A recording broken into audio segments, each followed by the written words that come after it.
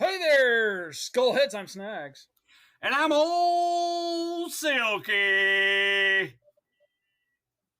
And before we get into the episode, we just want to make sure we pimp the website and the merch. Go to snagsandsilky.com and check out all the links from previous episodes and from this episode. Anything you've heard about on any of them? Yeah, playlists. Ol Silky rocks these playlists. He may even come up with a comic-related playlist. He got a Godzilla playlist. I don't know about that. Oh yeah, man! Surfing with the links to books we've talked about. Anything that we've done on the shows or in the website. Yeah, all the major porn sites are linked from snagsandsilky.com. Yeah. Sure. And so, right. So also you got to get the t-shirts. You got to have a t-shirt, a mug, a decal, and a hoodie.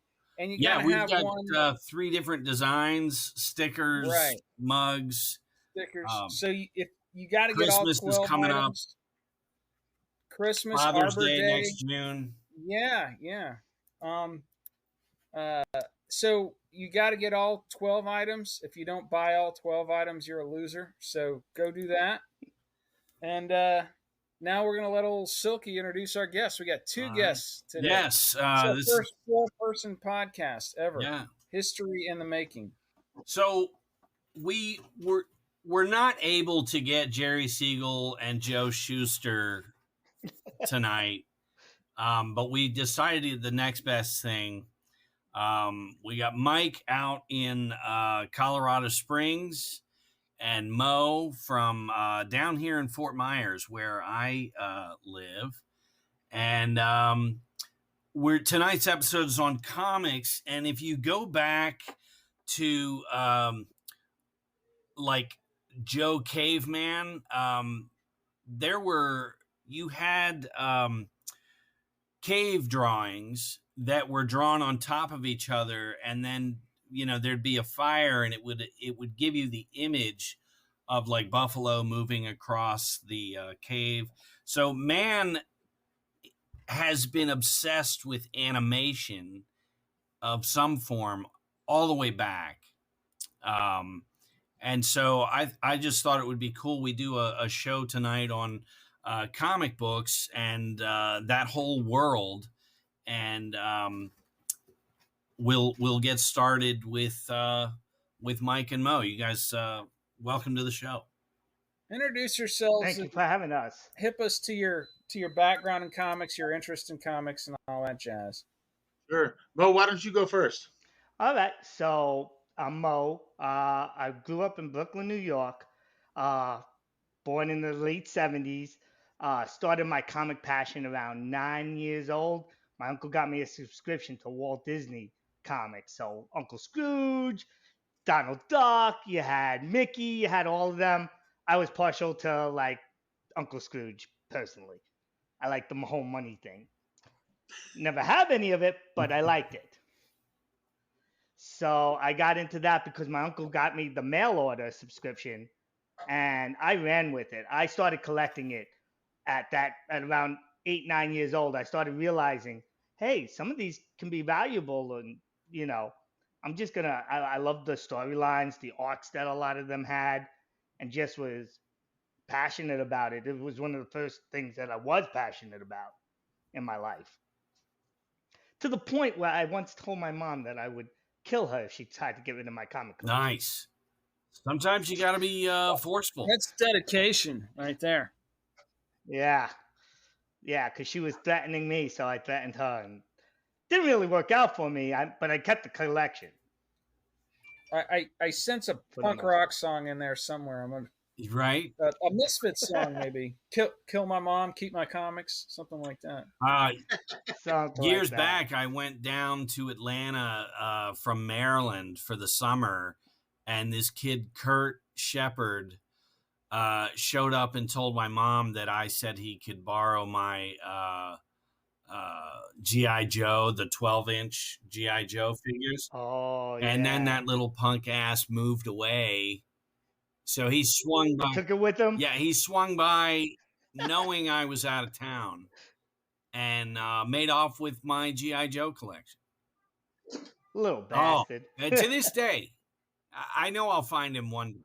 I have a similar story like that, but it involves my brother. I had collected a lot of the figures like Mike has in the background of his. I had a lot of figures. I stopped collecting figures because my brother decided to tear open into all of them. I came home one day and was playing. He was playing with them, Oh, and I almost killed sure. him. My mom and dad both had to stop me, or else I would have been brotherless. Uh-huh. But yeah, that just kind of kicked me out of the Oh, whole it's collecting sure. figurines for the most part. Sure. But I kept the comics, and I wouldn't let anybody touch those. The serious collector. So the where do you guys want to kind of start with the beginnings of comics? What do you Let's hear from Mike as far as Mike's Yeah, background, how he got into yeah. comics. Oh yeah.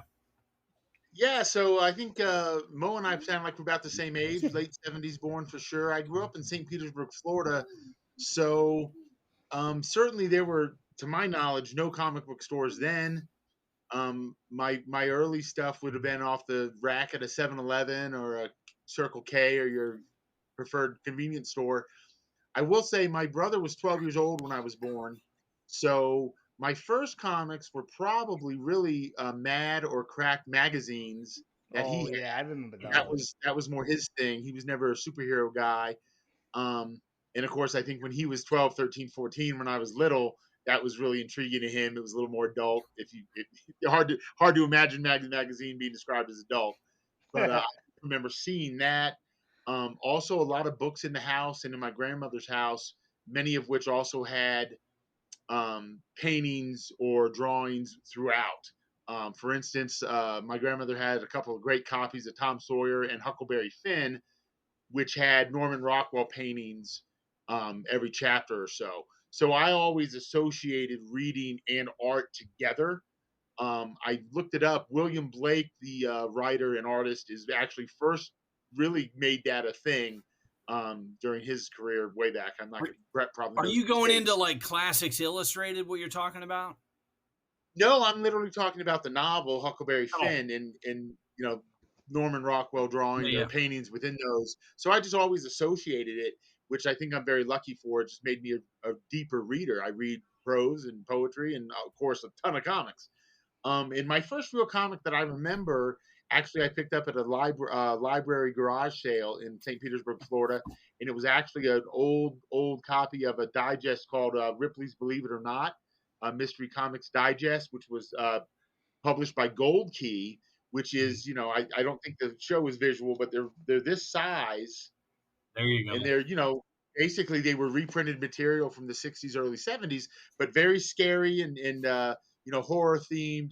And I've always been a Yeah, huge horror buff as well.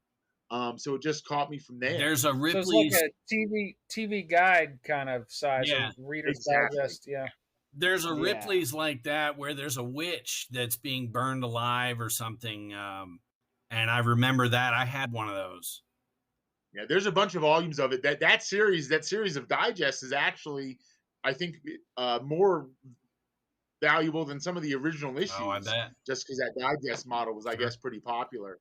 And from there, I remember my first introduction to Spider-Man was actually probably the Electric Company way back in the day. Morgan Freeman used to be on it. He was an actor on it, and they used to have a Spider-Man segment where an actor would dress up like Spider-Man. You can imagine how sophisticated that was. But it just kind of caught me. And then Superman movie, of course, was a big deal in the early Oh 80s yeah, with oh 1 and 2 yeah. with Yeah. Christopher Reeve starring. 1980. Yep, those were a big deal. And so it's kind of, for me, it went from there and just really begging my dad when we would go to the gas station to buy me a comic.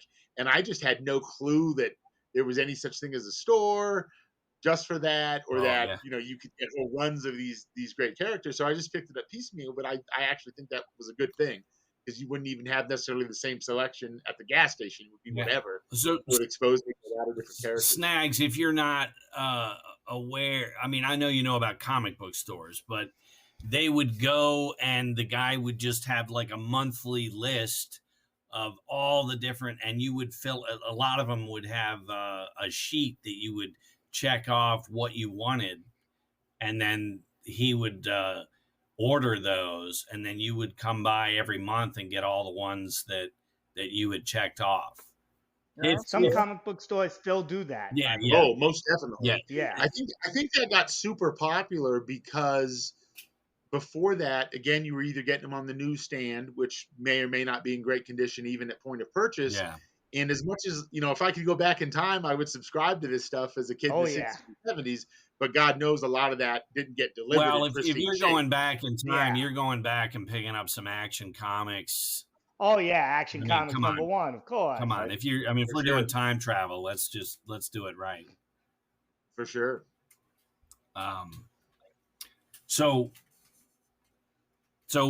my go ahead. So I want to say my area, like Mike's, I'm pretty sure it's gonna be some Silver Age and going into modern age of the comic book era. Golden Age is kind of before us, like 30s, 40s. You're talking about Action Comics just now. Yeah. That was kind of 30s, 40s type of thing. Detective Comics, of course, first into Batman. Those ones are like the holy grails of the grails. Sure. You can't find them like regular. You just gotta hope and pray that you can buy a couple houses and then sell them to buy that comic. Sure. Well, that era you can see sell at high prices, missing covers. Yes. That's the rare thing that is. Like torn up, disheveled, and still getting $100,000 for it. Wow. Absolutely. Like as long as most of it's readable. Sure. Yeah, it's crazy. I had most of your Batman dailies and the Sundays in hardback collections. And then DC put out volume just like Marvel did, Marvel's Golden Age. But DC had several volumes of Wonder Woman, Justice League, tons of them, and I had all that stuff. So it was great to be able to read these just in a hardback and not have to wonder about these stories. And what was cool with the Justice League volumes, those were larger magazine type comics that would have a Justice League theme throughout, but then they would stop and you'd turn the page and it'd be some small comic book character that might have one page in the Justice League comic. And that was cool, just to read what some kid in 1942 might have been reading, Oh, absolutely. I think I agree with that completely. And I think the interesting thing too is to go back and see that, Mo mentioned Batman. Of course, everyone knows Batman. Very dark initially, much, much darker than people realize. Yes. I think most people who aren't comic book freaks probably associate him with Adam West, which I actually love that era. And the comic book in that era was actually pretty lighthearted too. So it wasn't that the TV show made it more childish, if you will, but the comics at that point were pretty lighthearted. But it definitely started as a very dark character. The Joker was early on. He was absolutely killing people. Batman even carried a 45 and was not opposed to shooting somebody if they needed shot. So it's fun to be able to go back and get those things in those collected editions, which can be very affordable to read them. Mo was talking earlier about those old ones. If you buy one of those old ones, you're not really going to flip through it. You're going to get that framed or pressed or whatever. Yeah. CGC it right away. Yep. I got a couple comics I'll show you guys later, but like the graded ones are like the key issues. And like I said, Detective Comics 27, that's first appearance. Batman, Action Comics number 1, Superman. You got Brave and the Bold with the whole Justice League. I think that was 54, issue 54. Yeah, so I mean, you look at those and you're just like, man. And even some of the comics that I had when I was growing up, I have since lost. Like that whole Disney ones that I told you about, I lost those throughout the years. I managed to maintain most of them, not all of them. Some of them got lost from move here to move there. Well, and your Disney growing up, your Disney collectors are just mad about. Oh yeah, gotta have all that stuff. Oh yeah. And those are a lot of fun to read too. I mean, they are fun. It's. So El Condor wants to weigh in. Go ahead, man. What about the Iron Man comics? You just have a question then? I thought you had a story. Um, No? yes. Go ahead. What about the Iron Man comics and all that other stuff? Can you guys Well, hear for me? sure, we can totally get into that. So basically, Stan Lee, who most of us know, and I think has become Yeah. pretty known to the general public, started working in comics, I think, as early as 18 or 19 years old. His cousin by marriage, Martin Goodman, owned Timely Comics. Back in those days, they were publishing the original Human Torch, And Man Namor. Mariner, Yep. and of course, Jack Kirby and Joe Simon created Captain America not too long before we entered World War II. Uh-huh. But Stan was kind of the kid, and Jack Kirby, I think, always kind of considered him the kid. But at any rate, fast forward real quick to early 60s, Martin Goodman, the owner of Timely Comics, golfed with the guy who ran DC Comics. And DC Comics had kind of invented the Justice League, and superheroes had kind of been out of fashion, but that was selling well. And Martin Goodman apparently was about as creative as a mug of coffee, and really just told Stan, I just want you to copy this, basically. Marvel for a while had been doing mostly horror, Mystery, Western, horror, and yeah. actually a lot of romance comics. Thriller stories, yeah. Yeah, exactly. As a matter of fact, just as a side note, the beloved Groot was actually created as a horror character Yes, he before the was. Marvel Revolution took off. That's how far back Yeah. it goes. Wow. I believe Jack Kirby created him. Yeah. So anyway, Jack and Stan were really not anxious to copy that directly, and wanted to be a little more creative. They had both actually secured various jobs in Hollywood, and were getting ready to quit anyway and move out there from New York. I believe they both lived in New York City at the time. Both of their wives kind of said, hey, why don't you do what you want? And if Martin fires you, it doesn't matter. You've got jobs. You're all set to go. Mm-hmm. Because these guys, when they created what we call the Marvel Universe, they were in their 50s and 40s, respectively. They weren't kids, frankly. Oh, wow. Yeah. They'd been at it for a long time. You know, Stan had been writing professionally for 25 years or so, and Jack had been drawing professionally for that long and longer. Yep. So they came up with the Fantastic Four. We consider that the first official Marvel Universe book, even though they did, of course, go back. And, what was that, 62 or 63? I want to say that was 62. Okay. Just really broke all the rules. You know, the Thing is a monster. Johnny's on fire. And there's the first issue or two, they're not wearing costumes even. They're in street clothes. And not long after that was the X-Men, which Exactly. took on the whole civil rights thing, encompassed it. Yeah. And the story is that, you know, Martin sold the ads and kind of ran the business. He didn't even see some of this stuff until it hit the newsstand. Wow. And he was apparently very displeased. He said, this doesn't look very much like the Justice League. Well, the sales figures came in, and they were reprinting comics for the first time in about 20 years to keep up with the demand. So he kind of started to stay out of their way increasingly. So that's where that goes. And a long answer to Miles' question is that within a year of that, I guess they created Iron Man. Yeah. You know, they were on a tear. On the show, he's El Condor. Okay. Oh, I'm sorry, El Condor. He's got to have a code name. That is a good name. I failed high school Spanish. Is that the Condor in English? Yeah, it could be. Sure. Gotcha. Okay. No, so with Marvel Comics, so DC was just old school, very plugging away kind of with their superheroes. Very stale. They had and they had their you know, the Flash, Aquaman. Aquaman wasn't really getting much play. No. He didn't get much love at all. No. And I'm going to show you a couple. I actually bought some Aquaman Silver Age comic books. Okay. But because I'm a Marvel guy growing up. Yeah. But DC does have its place. DC plays a huge role. I will say it's the start. It's the start, basically. Oh, and don't forget the Blue Beetle movie. Blue Beetle is that is out now.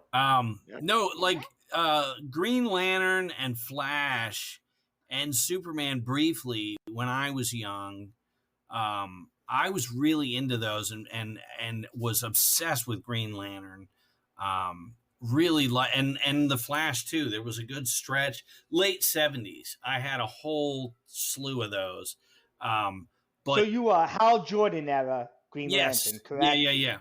You gotta recognize Green Lantern has gone through several iterations Oh now. yeah. No, Hal Jordan they're was like absolutely. it's the Hal Jordan version you're Yeah. talking about. And I Just so that people are out there in the comic verse, they're like, following. which one is he talking about? Yeah. That No, would be Hal Jordan, folks. I love those a lot. But getting into Marvel versus DC, I would just say DC was just very stale, and they had all these characters, but they just didn't quite give you the punch that you needed. But Batman miraculously rose above the rest as far as appeal goes. Yes, well, Everybody was that's because obsessed with he's the Batman. everyman. That's Yeah. because he's the everyman. He could be Yeah. anybody. He Yeah. could be anybody. He doesn't have like Superman's strength. He doesn't have Green Lantern's ring.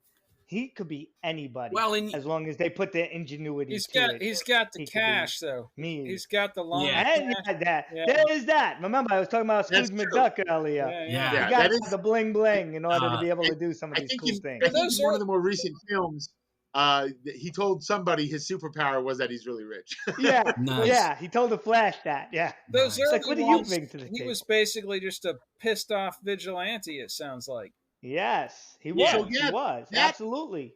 That really started. So Bob Kane created him, and you'll pardon me Yes. if I harken back to No, please do. how I some of want to this hear more about it. was introduced. So I don't know if any of you are familiar with Zorro. Yeah. Zorro is Oh, yeah. a young man who grew up in California of Spanish parents. They send him away to Spain for a classical education, and when he comes back, he realizes how corrupt the town is, and the commandant or whatever he's called is just very Robin Hood-esque too. Of course, they're Yes. just Oh, yeah. They copied over. Yeah. Played his by parents Ricardo are the- Montalban on the Yes, exactly. Yeah. movies. His parents are the richest people in town, and he ends up dressing up in black and operating out of a cave underneath his parents' house. And Sounds then familiar. Bob Kane combined that notion actually with I always credit Leonardo da Vinci for Batman. There are some drawings Leonardo da Vinci did of what I think is like a hang glider, but it's shaped like bat wings. Okay. Yeah. I I think don't I've think seen anyone those. used a Yeah. hang glider for many hundreds of years later, but he was, of course, that's a whole other podcast. Yeah. Yeah. So he used those ideas and made this hero. Now, but was then- the Shadow before Batman? Yeah, I the want to Shadow say would have- yes. Yes. Shadow would have been before Batman. And the I baddest, believe But not by much. not by Magazines, much. and then of course became famous for Orson Welles' narration. The baddest part of the Shadow for me was him literally in the shadows looking out at who he was trailing or whatever, and then you have a lot of imagery of Batman doing the same thing. Yeah. Oh, yeah. Absolutely. It's so powerful. So let me just jump in with this. So Metropolis, Gotham, they're the same place. They're New York City. Yeah. But they're two takes of the same city. Yes. Yeah. One Well, is so here's light and beautiful and what it could be, the bright hope. You got the Daily Sure. Planet. Then you got Gotham City, the dark underlings, the 1980s where you Hell's go Kitchen. down 42nd Street. Hell's And yeah, Kitchen, and just Hell's Kitchen, exactly. But that was that's Daredevil's Daredevil. domain. but- That's yeah. Daredevil's domain. That's right. The But, interesting thing about that, I think, is just that again, and we might get into this more later. Why I would say I prefer Marvel is simply because DC, even starting with Batman and Superman, who they did team up pretty early on, Yes. were created by completely different people Mm-hmm. who I don't even know if they knew each other, but frankly had no notion that these things would combine. But it was a sales thing. I don't think anybody was thinking about what we would think about it in 2023. So they kind of were thrown together, but we'll go from there. Maybe that's another tangent.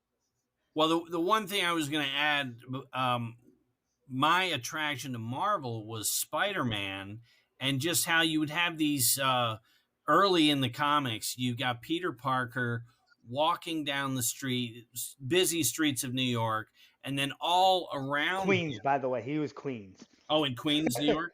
Yeah, Queens, New York. Yeah. So he's walking down the street, and all around him are the different characters in the comics, but just their heads, like in his mind, he's thinking of each of these people and them giving him grief. And as a young kid, you immediately identify with your teacher yelling at you, your dad yelling at you, some girl you really like, and you just can't quite connect with her. And it just, you got it. You immediately went, that is exactly how I feel. It was Yeah. it was really smart to make the secret identity of Spider-Man the target audience of the comics, the high school kids. Yes. Absolutely. You know, Absolutely. Oddly Not enough, just high school actually, kids, but like nerdy, underrepresented, Yeah. like people, because everybody felt underrepresented, even if they weren't underrepresented. Yeah. Even if they were the jock, they could be like, "That's me." But he wasn't them, but he was. Yeah. well, And he maybe, could but be. maybe the jock who never made varsity, Yeah. who still didn't get the girl, who you know, it's Yeah, you know just lost had the the- game by missing the catch. I mean, had the absolutely. pressure of the World War II dad that wanted him to play Yes. football because he couldn't. it's a little known fact that Elvis Presley was disappointed with his career because he never became a movie star, which is what he really wanted. So everybody's got something like that. Even the king of Sure. rock and roll. Everybody. Yeah. Elvis was obsessed with Captain Marvel, and Captain Marvel had the collar and the cape that just made it past the. And so Elvis's get up on stage when he had the cape and he would pose, he was Oh, doing wow. Captain I Marvel. I never Well, I thought of also- that. That's the same length, basically. Yeah. I mean, I also- that's That's not cool. an opinion. That Yeah, that's cool. that's Yeah. you know. No, I just wanted to bring it back to Spider-Man real quick. Yeah. So yeah. you were just talking about how like Spider-Man, he basically, we were talking about how like he's this everyday kid, and if you look, he's changed over the years, but he hasn't. He's come in several iterations now. There's Miles Morales, um, but his comic book. If you look at his comic book, Amazing Spider-Man, his holds the most value out of all of them. Like if you go from number 1 all the way down to like I think they're up to 800 or 900, 900 and change right now. Yeah. the 900 and change. Every one of those don't go for cover price. Like cover price nowadays, by the way, shocking. Like $4 Sure. for one comic. Yeah. I remember when it was 4.99. 25 cents, Yeah, oh, yeah. 15 cents, Yeah. Yeah. but $4. Yeah. It's not a kid's genre anymore. No, I it's What what remember drove one- me out of collecting because Yeah. you just couldn't. It's not a Couldn't kid's keep up with genre. It's not Man, even a grown-up genre. It's I like wanna I want tell- to say like Leonardo da Vinci collectors. It's that kind of. Yeah. We've got the variants that go for $1,000 right off the shelf. We, $1,000 right off the We've we've shelf. talked about that That's crazy. on this podcast in regards to concerts and sporting events. Those all used to be Yes. everyday blue collar events. Now you got to be upper middle class to afford any of that stuff. Yeah. Like the Taylor Swift concert. I don't want to get into that, but like Yeah. how much her tickets are going for. Like it's like Any Beatles back any in the arena day. concert, you're looking at hundreds of dollars. Yeah. It's insane. Oh yeah. Yeah. Well, Metallica is so expensive now. Brett and I just spent last weekend At the movie they're, theater? They're sending their concert live to the theaters, and by the way, I had a blast. Yeah. It was Yeah. the best seat in the And- house. And you But to spend think $40. that- You spend Yeah, 40 bucks, and you I saw got to 4 see 'em. hours of live music. But Snags, I was going to tell you the so you get into comics, you got somebody gives you a ride down to the comic book store, and the initial form that they gave you checked off everything on that damn thing, and your mom or dad were like, "Okay, take it easy, Jack." Yeah. And I got whittled that $5 shit for you. down. You can go crazy with $5. Yeah.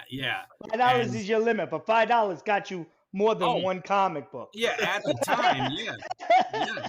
But so you get into these comics, but then they start to figure out what happens to Spider-Man, you got to buy Fantastic Four, Yes. or and that's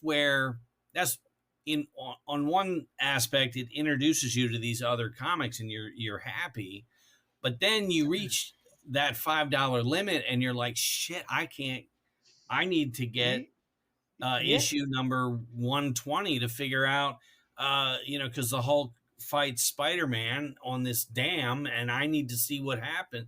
So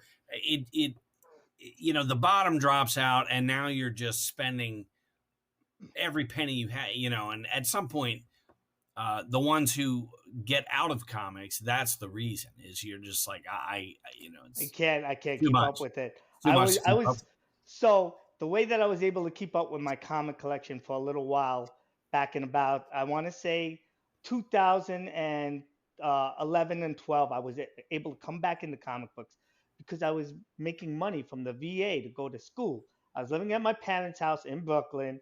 Meanwhile, I was going to Brooklyn College. I had Bulletproof Comics around the corner from there, and I would go there and pick up comic books that I was just like, because I'd been missing out for so many years, and I Mo, how actually old had some were you then? disposable income again. Mo, how old were you at that point? I was, I want to say about 30, Oh, 34, okay. 30. I thought you Yeah, were. I'd come back in at 2012, 2013. Gotcha. Like I had given up for a long time but now I started having some disposable income because I was living at my mom's, going to college, making this buttload of money from the VA because I was going to school again. So I was like, ooh, I've got some cash. Here goes some comics. Nice. Yeah, I don't have a girlfriend. I don't have a wife at that time. That's how Family they which get you. takes a yep. So I'm like, oh, let me start feeding this addiction that I have.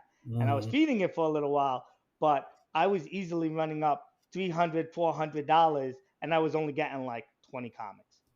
20 comics, and I had Damn, Yeah. yeah, $400, $500. that's hardcore. What Yeah. you can do is buy these omnibuses that are massive collections of, say the Yes. first 15 issue, and you can still follow the stories, but you're not shelling out, thousands of dollars. You are spending, 40 or $50 per book on some of these hardbound collections. You gotta wait till they Um, come out, though. If you're Yeah. going to comic I store will to say get the too, latest though, issue. the hardcovers and even some softcover collections Yes. have a good resale value. Uh-huh. I have sold some internationally for more than I paid for selling a book that I'd read once or twice. I mean, I would tell people, look, this is a used book. I've read it, and Mhm. good money. Yeah. Sometimes, again, in some occasions, more than I even paid for it. So that's how crazy that market is. So Mike, what was your first comic? Because we heard Mo talk about Scrooge McDuck and stuff. What was your first? My first was Conan, and it was a Conan. birthday or something. Somebody gave me a stack of Marvel comics at Conan, Jonah Hex, some other just like manly, violent comics, and I read those 7 or 8 comics just daily. I was obsessed with Jonah Hex. Conan was just ridiculous. Well, here's Lopping Jonah heads Hex is off. a great comic. After- That era of Jonah Hex, I think he's very solid. after the Ripleys. What was the next thing? Yeah. So I think after that was probably, again, I'm talking 5 for the Ripley's thing. So I was quite young, but I was literate. I could read. Another digest size thing of Superman, who again was more familiar with the film first, with Christopher Reeves, and even the old show with George Reeves on reruns. I which is watched black and that white. every day after school. The George. Oh, Reeves absolutely. Superman. Yeah. Yeah. That was Absolutely. When you were a little kid, those effects were banging. I thought, Yeah. Oh, yeah.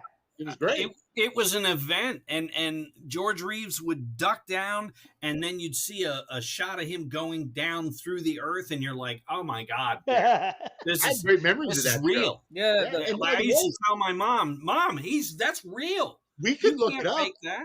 We could look it up. I bet you that was an expensive production back then.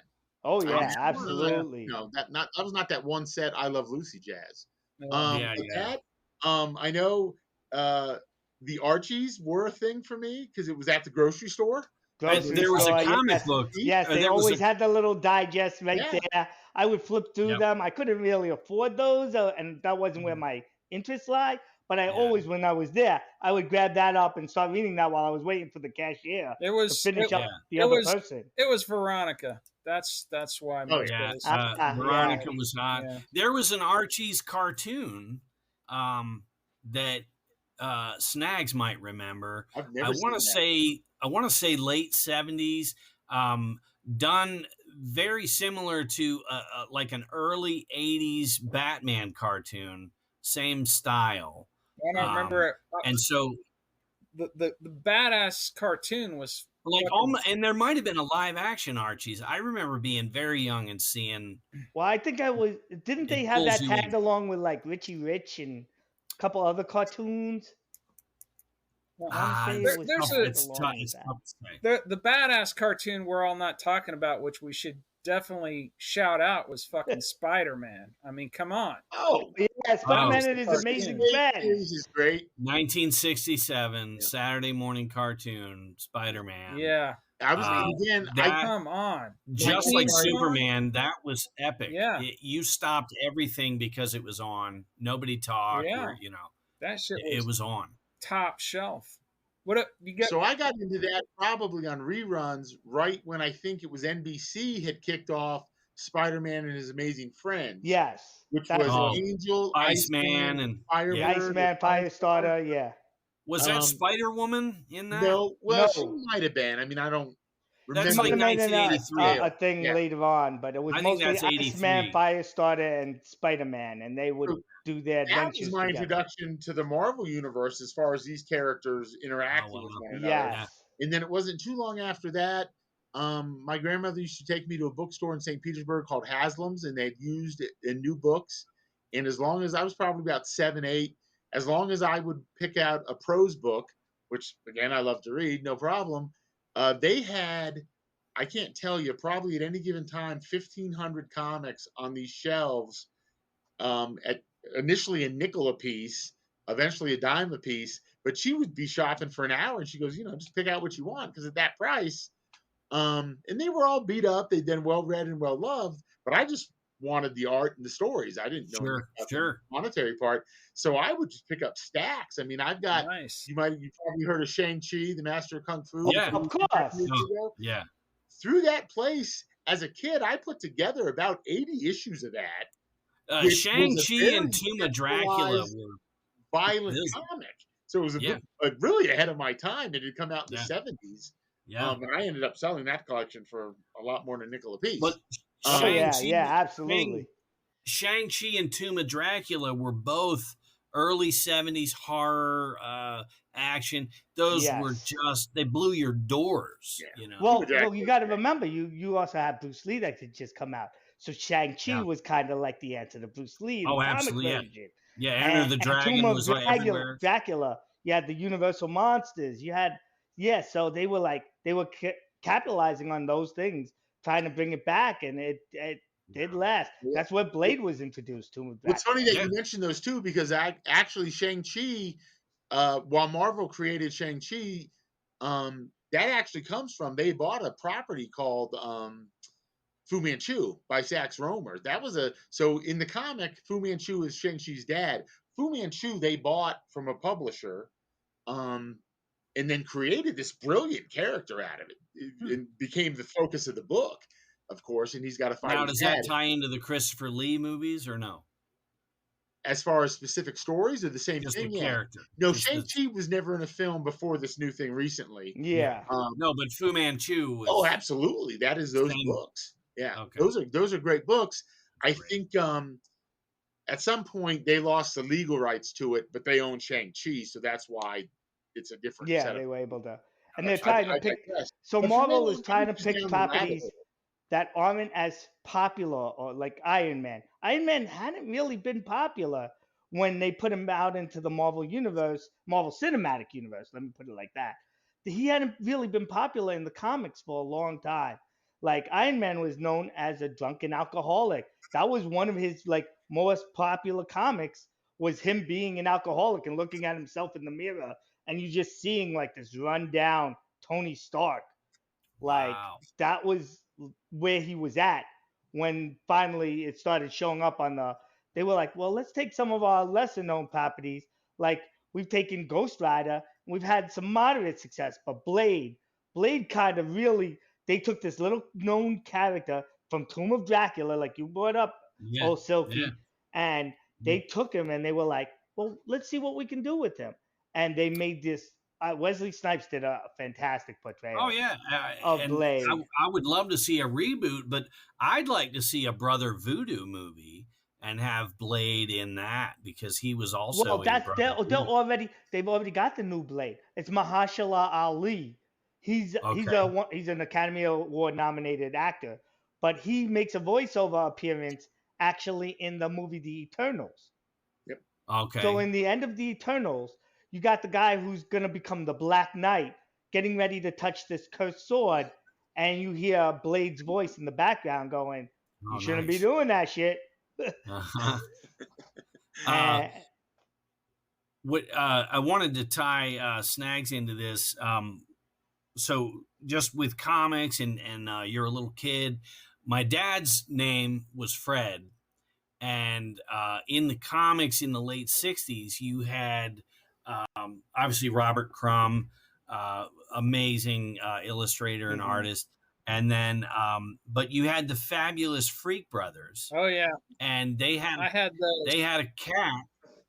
They called him Fat Freddy's cat, and there's in the comics the cat shits in Fred's boot. Flash to me being a tiny little guy running around in my dad's boots, and I actually deposited into his boot, and he comes in from being somewhere and goes to put his boots on.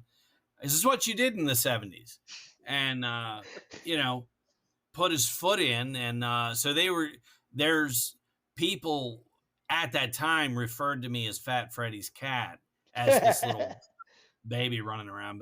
But the Freak Brothers is another where comics and music and just the popular culture, Well, you had and they're still the around. whole alternative comics scene that kicked off in the '60s with the whole counterculture, and you had the Freak Brothers, you had Yeah.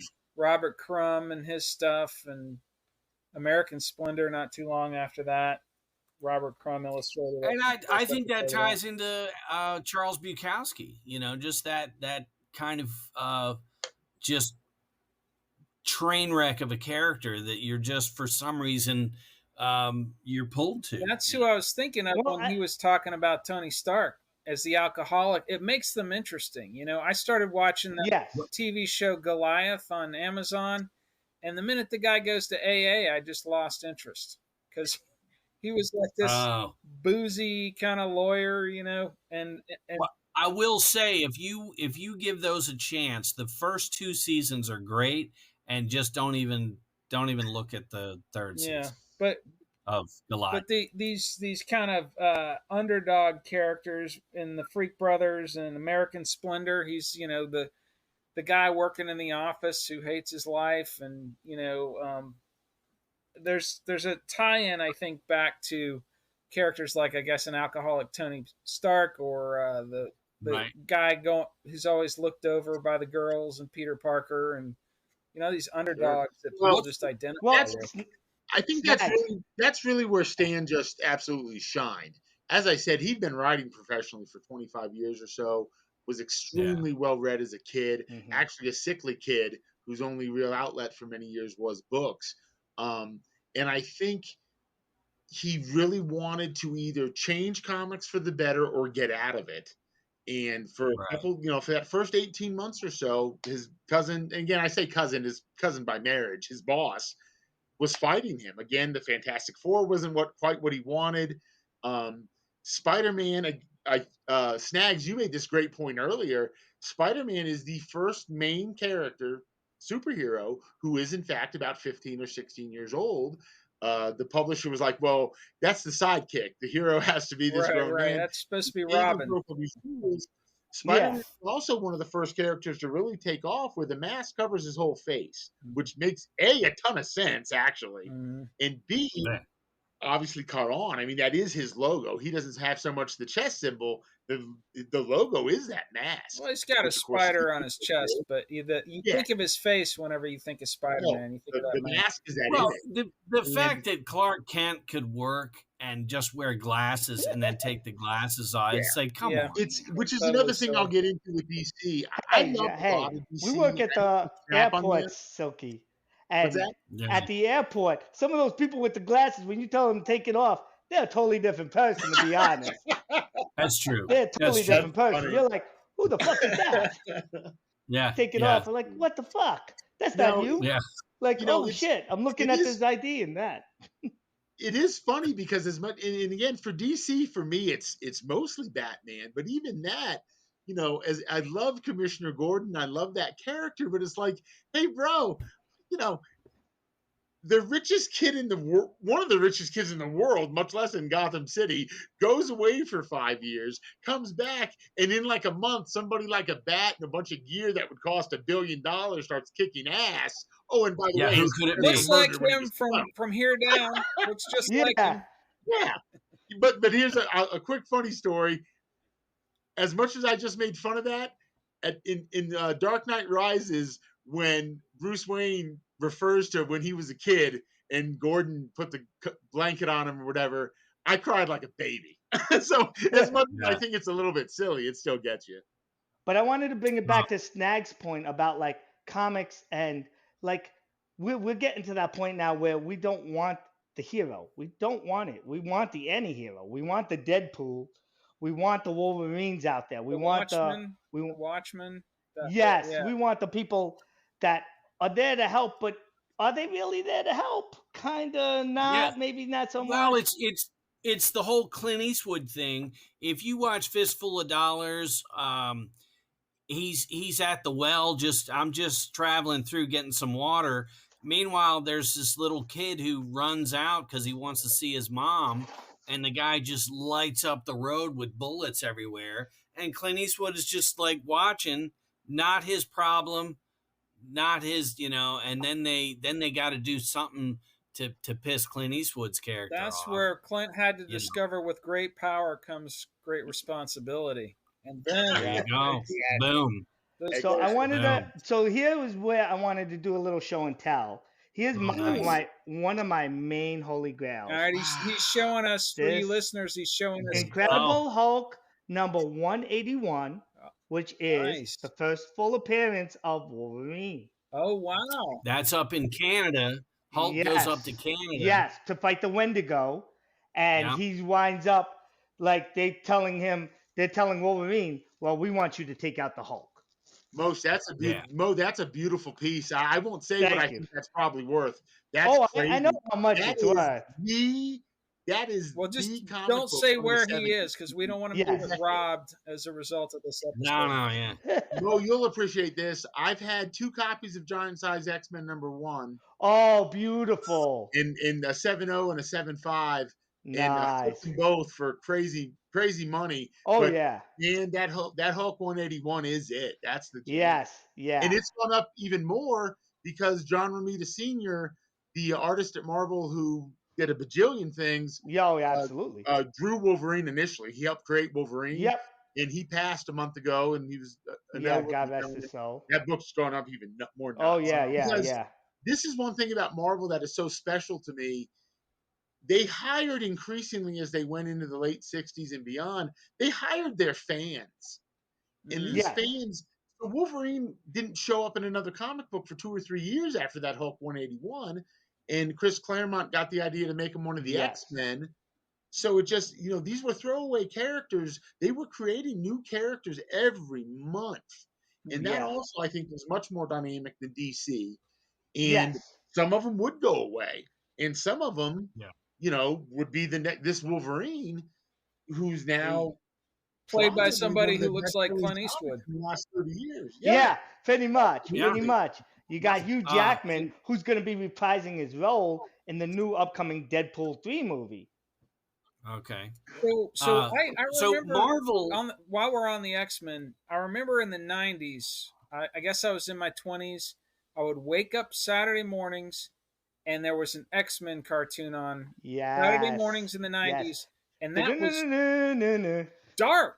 I just remember watching it and I got hooked on it because it was pretty fucking dark. There's this whole that really played up the outlet. It wasn't really a kid's show, but it was directed towards kids, but it was one of those ones that it wasn't really a kid's show. They played up the Outcast thing hardcore in that very much. And that's so popular, of course, that it's been released on DVD and all that, but they also have, I think currently are still doing a cartoon.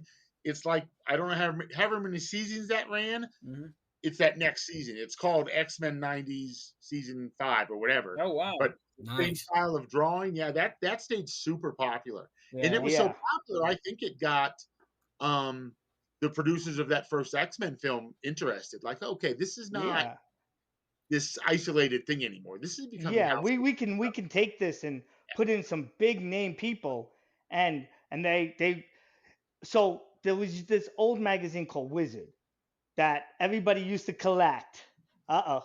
Yeah, so there was this old magazine called Wizard that would give you gradings for certain comic books. In the back of it, you could find out how much some of your comics were worth. But it also gave Yeah. like fans the opportunity to put who they would have in a movie if they could have anybody. And like Patrick Stewart was always Charles Xavier. Mm, And who did they get for it? Because they listened to the fans. that's awesome. That was Yeah, one of the yeah. things that they followed and did right. I want to say with the first couple of X-Men movies. Mhm. X-Men 3 Well, we it- know was a train wreck. We won't Yeah. really talk about that one too much. But the first two, they were amazing. You had Halle Berry as Storm. Like, who's gonna Yes. go wrong? Yeah, What's gonna go wrong with that? You can't. they listened, and the Wizard magazine would have exclusive. You know how comics are numbered. Yes. So like Spawn Zero Yeah. was in Wizard. Yes. And so you had to get this. You had to get this monthly kind of Grading book. industry Yes. magazine to find out who this Spawn guy was. Exactly. Exactly. And You know? not to So mention, that was very cool. I've done several orders from Wizard that where they had the special order get Wolverine one half. It wasn't the first. Yeah. It wasn't issue 1 or anything like that. It was issue half. Yeah, And so yeah, they did stuff with the numbers Yeah. to make. Yeah, like that was very or cool. Evil Ernie #0. Talking about Snags, you were talking about other like comics that aren't like mainstream, but Evil Ernie, which is I forget what publisher put them out, but Evil Ernie, Lady Death. What about the angriest milkman? Wait, hold on. I Or- got a quick question. You mentioned Lady Go ahead. Death. Have you seen the animated movie Lady Death? Is that any good? No, I actually missed that one. I Okay. did not get a chance to see that. It's out there. I I would keep love to seeing see it, it. but I'm not sure if it's worth my 2 hours. I should probably just clock in the 2 hours and find out. Yeah, give it Yeah, 10 minutes. Give it and 10 minutes. see- Yeah, give it 10, 15 minutes. If it's not your bag, Was chuck the it. If it is, was the comic good? Lady Death? Lady Death was okay. I was more of an Evil Ernie fan. Uh-huh. Evil Ernie was an offshoot of Lady Death. He was introduced. So he's like this skeleton looking guy. He's got this like little button on him that like is very, very just raw and like unadulterated, unfiltered little pin that he has Right. that can actually those- talk. Both Talking about characters Evil are still Ernie. going. Yeah, no, I know. Yeah, But- they're rolling hard. But I was telling them about like out of Wizard was one of where you could order one of the issues of Evil Ernie, like #0, where it was glow in the dark. And like if you wanted to get these certain things, you would get Wizard, which came out once a month, like you said, Silky. Yeah. And kind of the industry like norm. It's kind of where like Overstreet is now the price guide for Overstreet value. Oh yeah, Is like where you go to find out how much your comics are worth. But Wizard right. used to do that. They didn't have an extensive list in the back of their book, but they had like a few comics, a few well-known comics, and how Yeah. much they thought the street value was of them.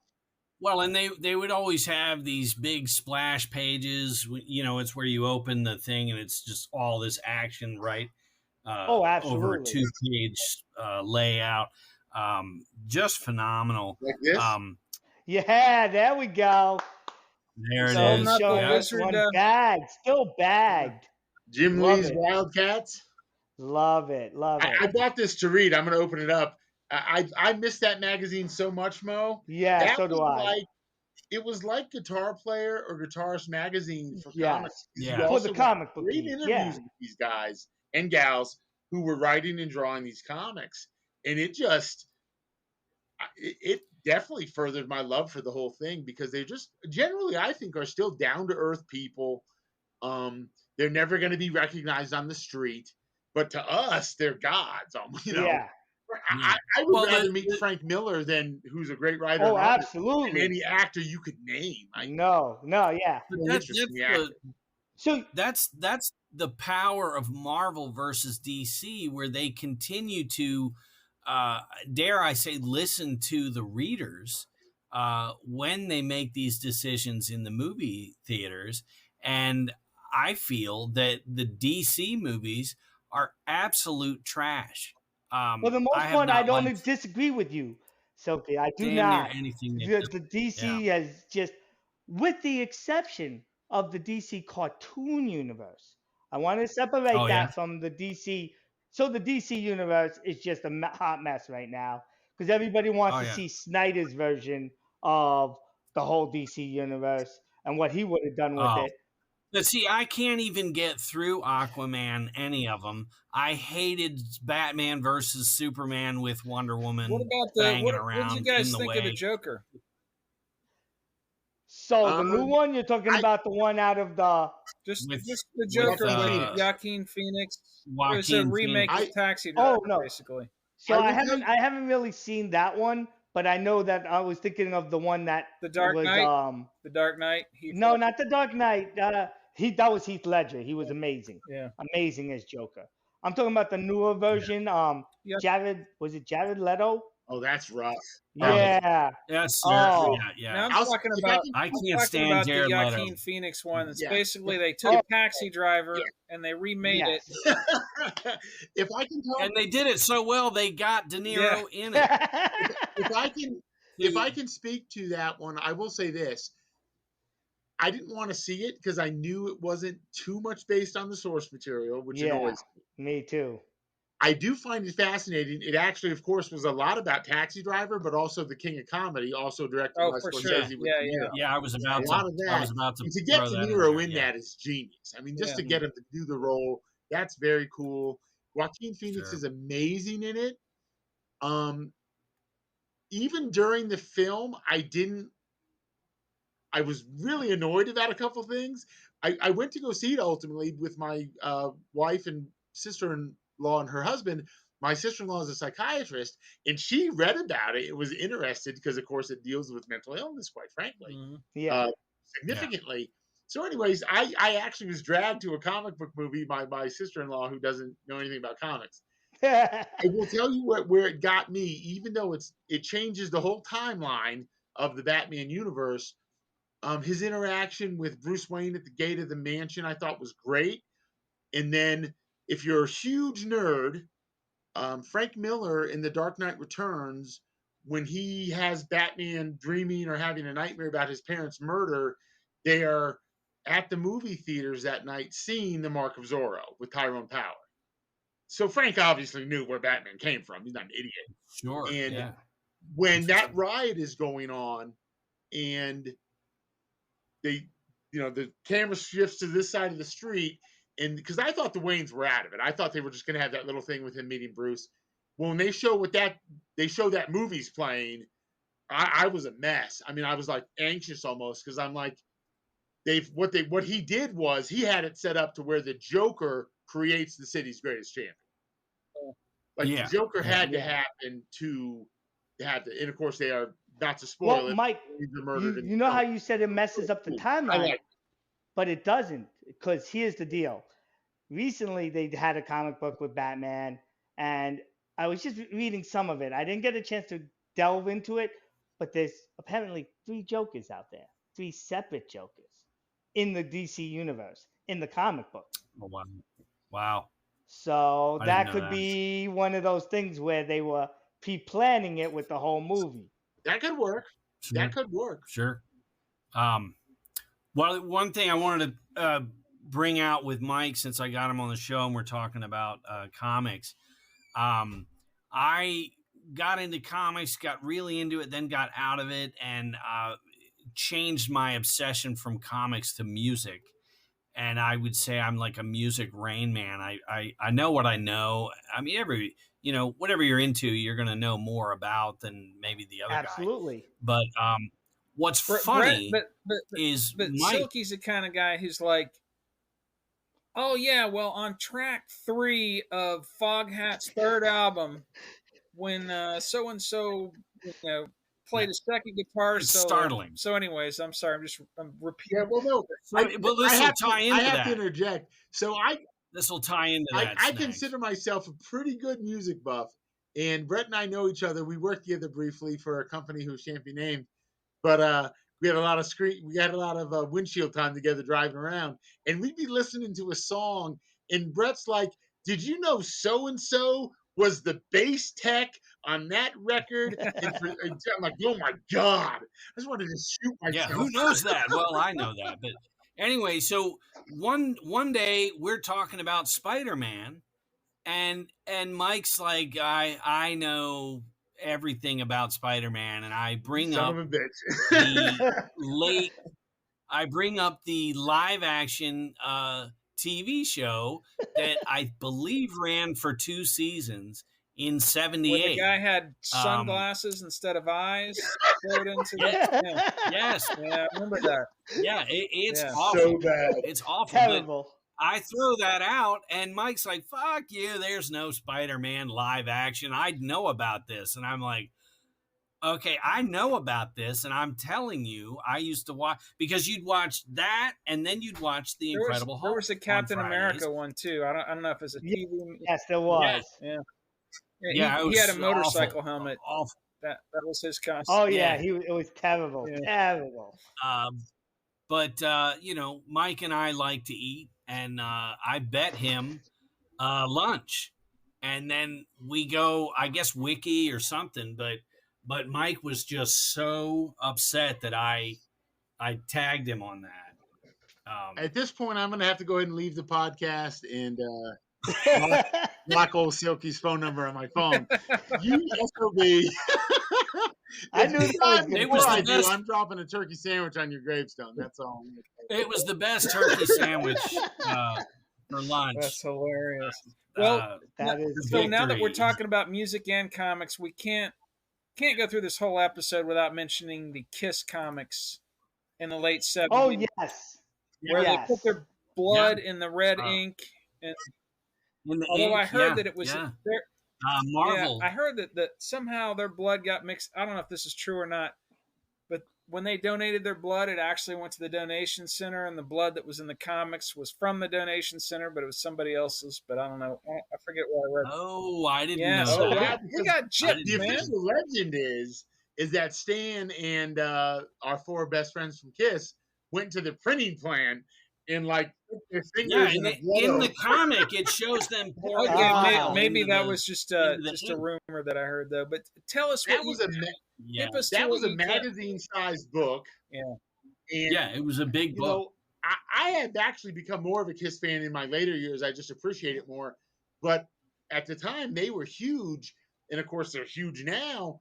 That magazine will move. I mean, Oh yeah, I you still can have. flip that all day long because again, Yeah, that goes back to something we were talking about earlier, bringing other people into comics. There were people who went to go buy that magazine, that comic, who could have cared less about superheroes. They were KISS fans. Yeah. But you bring Yeah. the musicians into it, Yeah. and that's it. Yeah. yeah, and a lot of rock stars have done comics. There's a whole series of rock origins where they comic book the origins of Def Leppard or Metallica or Ozzy. They've all done their little comic appearances.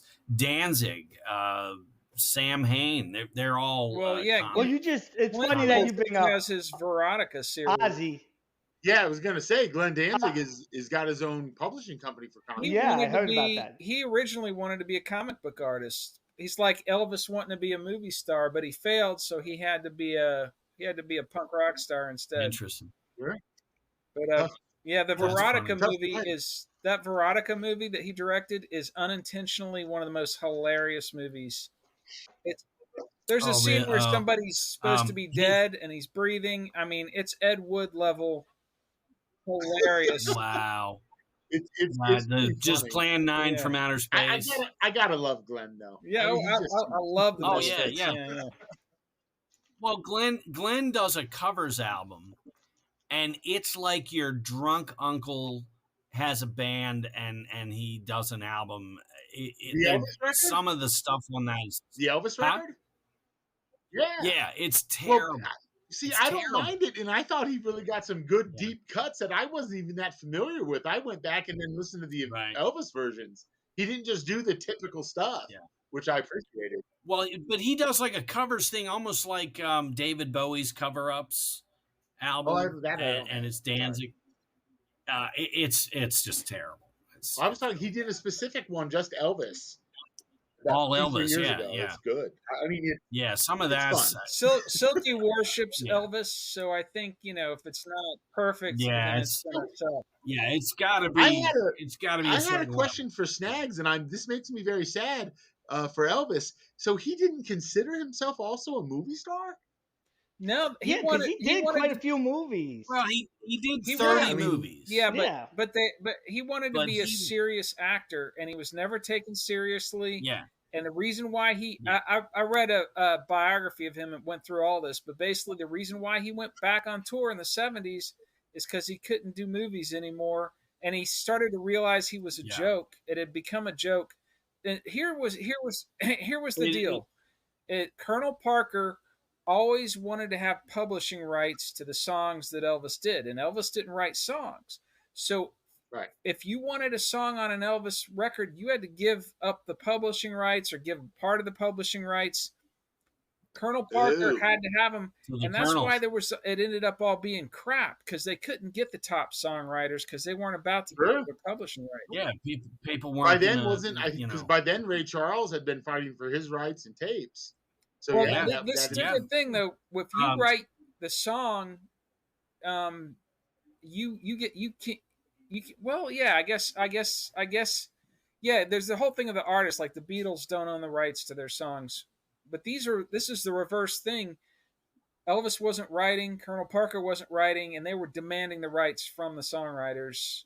And they're not a record company; he's just an artist. So it basically just ended up being crap on all these, and also Colonel Parker just took whatever the studios would offer, he'd take it for the money. And Elvis wanted to be a serious actor. He worshipped James Dean, and he wanted to be a serious actor. Yeah. And he considered himself And Marlon Brando. he considered himself a failure because he wasn't. He was only the king of rock and roll, which I guess that's an okay consolation prize, I guess. Yeah. Well, Elvis's first 5 or 6 movies, he really is growing as an actor, and they're kind of serious movies. I will tell you, I really then- like King Creole. I thought he was great. I love the Elvis Oh, movies. King Yeah, Creole's they're fun. amazing. Yeah. But then in after King Creole, they just become formulaic, and here's Elvis on a boat. Here's Elvis in Hawaii. Here's Yeah. Elvis, and he's singing these garbage songs to where by 1968, Kennedy's killed, Bobby Kennedy's killed, JFK's killed, all just tumultuous. The whole country is up in flames, and Elvis is like, "What the hell? I'm obsolete here." His very And last so- movie, he doesn't sing songs, and it's an attempt at a serious acting role. It's like where he's friends with a nun or something. What's that? Well, that's the something habit. The very I'm last drawing a blank one, right though. now, but that's with Mary Yeah. Tyler Moore, and that's kind of an adult subject because he plays a doctor who works in the ghetto, and it comes off kind of believable, but it's He plays real. in the You're ghetto, like, but what they the don't hell am I sing in the watching? ghetto. Yeah. Well. No, if he that's wanted- after. My God. That was him trying to do a serious movie as a last-ditch effort. It didn't work, so it was comeback special time after that. Yeah, I think it's called a change of habit. That's funny. I think it's called a change of Change of habit. Habit was the one. Okay, I'll have to check that one Yeah. out. That's special time. But That's funny. What He's happened? he's in a western. Yeah. He's in a western called Charo, where he tries Yeah, to be that's Clint supposed to be a Eastwood. pretty decent role too. Yeah. And That's that's not a a good bad movie. movie. It's a good movie, Jailhouse Rock's a good movie. and he does not sing. He does not Yeah. sing in But that one. anyways, back to Uh, comics. Let's Sorry. segue back to I feel comics. very sad for Elvis. It's actually, I feel sorry that I feel happy about it. to be what he was and to still feel unfulfilled career wise, man, that hurts my heart. I mean, Yeah, like that's crazy. everybody. I'm Yeah. sure Well, But that's everybody. Spider-Man. Yeah. Spider-Man. He They're doesn't all want to be human. Spider-Man. Yeah, no, they're all Just to human. bring it Yeah. back, he doesn't Yeah. want to be Spider-Man. I mean, he knows he has Yeah. to be because he learned early on Yeah. with great power If comes I can, great responsibility. But if who? I can discord on just really what Stan did in those first 3 years. So Spider-Man wears a full mask. He's a teenager. Nobody likes spiders. That breaks all the rules. Rule breaker to the 1000th percentile. Uh, he's a jerk initially almost. He wants to make money with it. Yes. He Oh, yeah. goes to make money in wrestle and Yes. he wins. The promoter rips him off, and everyone knows this now. I'm not breaking the code. Basically, he lets a robber get away who ends up killing his Uncle Ben. Yeah. Yep. That was, Yeah. I think it's still a good story now. In Yes. Oh, 1962, Oh, it absolutely. is. 1963, there was nothing in Yeah. mainstream comics like Nope. that. Nope. Nothing And like then that. 10 years later in the series, a few years in his life, when he fails to save Gwen Stacy, that's unheard of. It's almost unheard of now. And to Marvel's credit, that character is dead to this day. Yeah, And, that's it. Batman Yeah. was not going to fail to save the girl. Superman was not going to let Lois Lane get killed. And for that to be, that was in 68. I mean, that's just Yes. crazy. Well, and that was Uncle Ben before the rice. So, That was the product tie in there. So I'm tempted to make a cream of wheat joke, but I'll pass. to change subjects, I mentioned Watchmen earlier. What do you cats think of Watchmen? The original So I never actually. So that was one of the things I never actually got out of. I went out of Marvel and DC to like Image and some of the other things, but I didn't go. Yeah, I didn't, McFarlane and some really Vertigo, took off. but I didn't go as far as to say go over to Watchmen, which is now part of DC Universe, and they have incorporated that into the DC Universe because DC realized what they were doing, as far as comic books, was stagnant. It was stale, and they had to kind of bring in other things under their umbrella. So they brought out The Watchmen is a crazy story. It's so good. So I'll go a little deep if that's okay. Yeah, hook us up. So Alan Moore, the writer of The Watchmen, and Dave Gibbons, the artist, originally, so DC had bought Charlton Comics in the 50s or 60s, and just a lot of characters. Some of them they never used. I think they bought them just to get rid of some competition. They were that much bigger. Marvel and DC have just owned it to this day, frankly. Yeah. So Alan Moore came up with this idea of telling a more realistic story of what it would be like if we had these types of people in our actual world. Some superpowered, or even just someone like Batman who was this out-and-out vigilante. Because we don't even really have that, right? It's still outlandish, much less Superman. Yeah. And they didn't like it, and they didn't want to use the Charlton characters that way. So him and Dave Gibbons created these other characters that are now the Watchmen, who, if you think about it, are very clearly archetypes of a lot of those characters. Night Owl is clearly a version of Batman. He's rich. Yeah, He absolutely. can afford the stuff. Rorschach, I would say, borrows more from the idea of the Punisher, but Rorschach is kind of the Punisher, and yada yada yada. Dr. Manhattan is, of course, the Superman. He actually has superpowers in that comic. I read that when I was 13, and a little bit advanced. I think I traded a kid another comic. We were always trading comics and graphic novels back then. Sure, and I read that collected edition over the course of about a week because it has a good bit of prose within it too. It's not a quick read, but it's a very deep read. Frankly, it blew my mind, and I don't know if we have to have spoiler alerts here. No, that's. I would encourage screw anyone. 'em. It's one of the comics I absolutely implore people. If you don't care about Spider-Man and Batman, read this. It's a beginning, middle, end. It's a true novel. I kind of disregard this whole thing going on with DC. Whatever. This thing was created as its own deal. Stick to the original. Yeah, it's great. Well, basically, at the end, towards the end, Night Owl's approaching Ozymandias, who they realized was one of their teammates, but is now the villain. And I know it sounds simple now, but when you in 1988 when that came out, when I was a kid, Night Owl's like, well, we're going to stop you. In the end of the issue, like the last page of the next 11 out of 12 issues, Ozymandias says, I did it 15 minutes ago. Like, it's done. You're not saving anything. It's just great. That alone blows your mind. It's just DC did the same thing with Infinite Earths. Do you remember that series? Yeah, that was similar, but that was Well, for its time, it really shook things up because they killed off characters. It is DC's. What was that series called? What was the title? Crisis on Infinite Earths. Yeah, and that is DC's universe's best story of the 80s. No question. Absolutely. Absolutely. It shattered people's minds, and with like this new Marvel Spider-Verse, or I feel like they maybe borrowed from that, or was that? I would argue, frankly, as much as I love the writers at Marvel in the late 60s and 70s, I think the idea of the multiverse was either early 20th century scientific people / in a lot of those old pulp magazines of science fiction.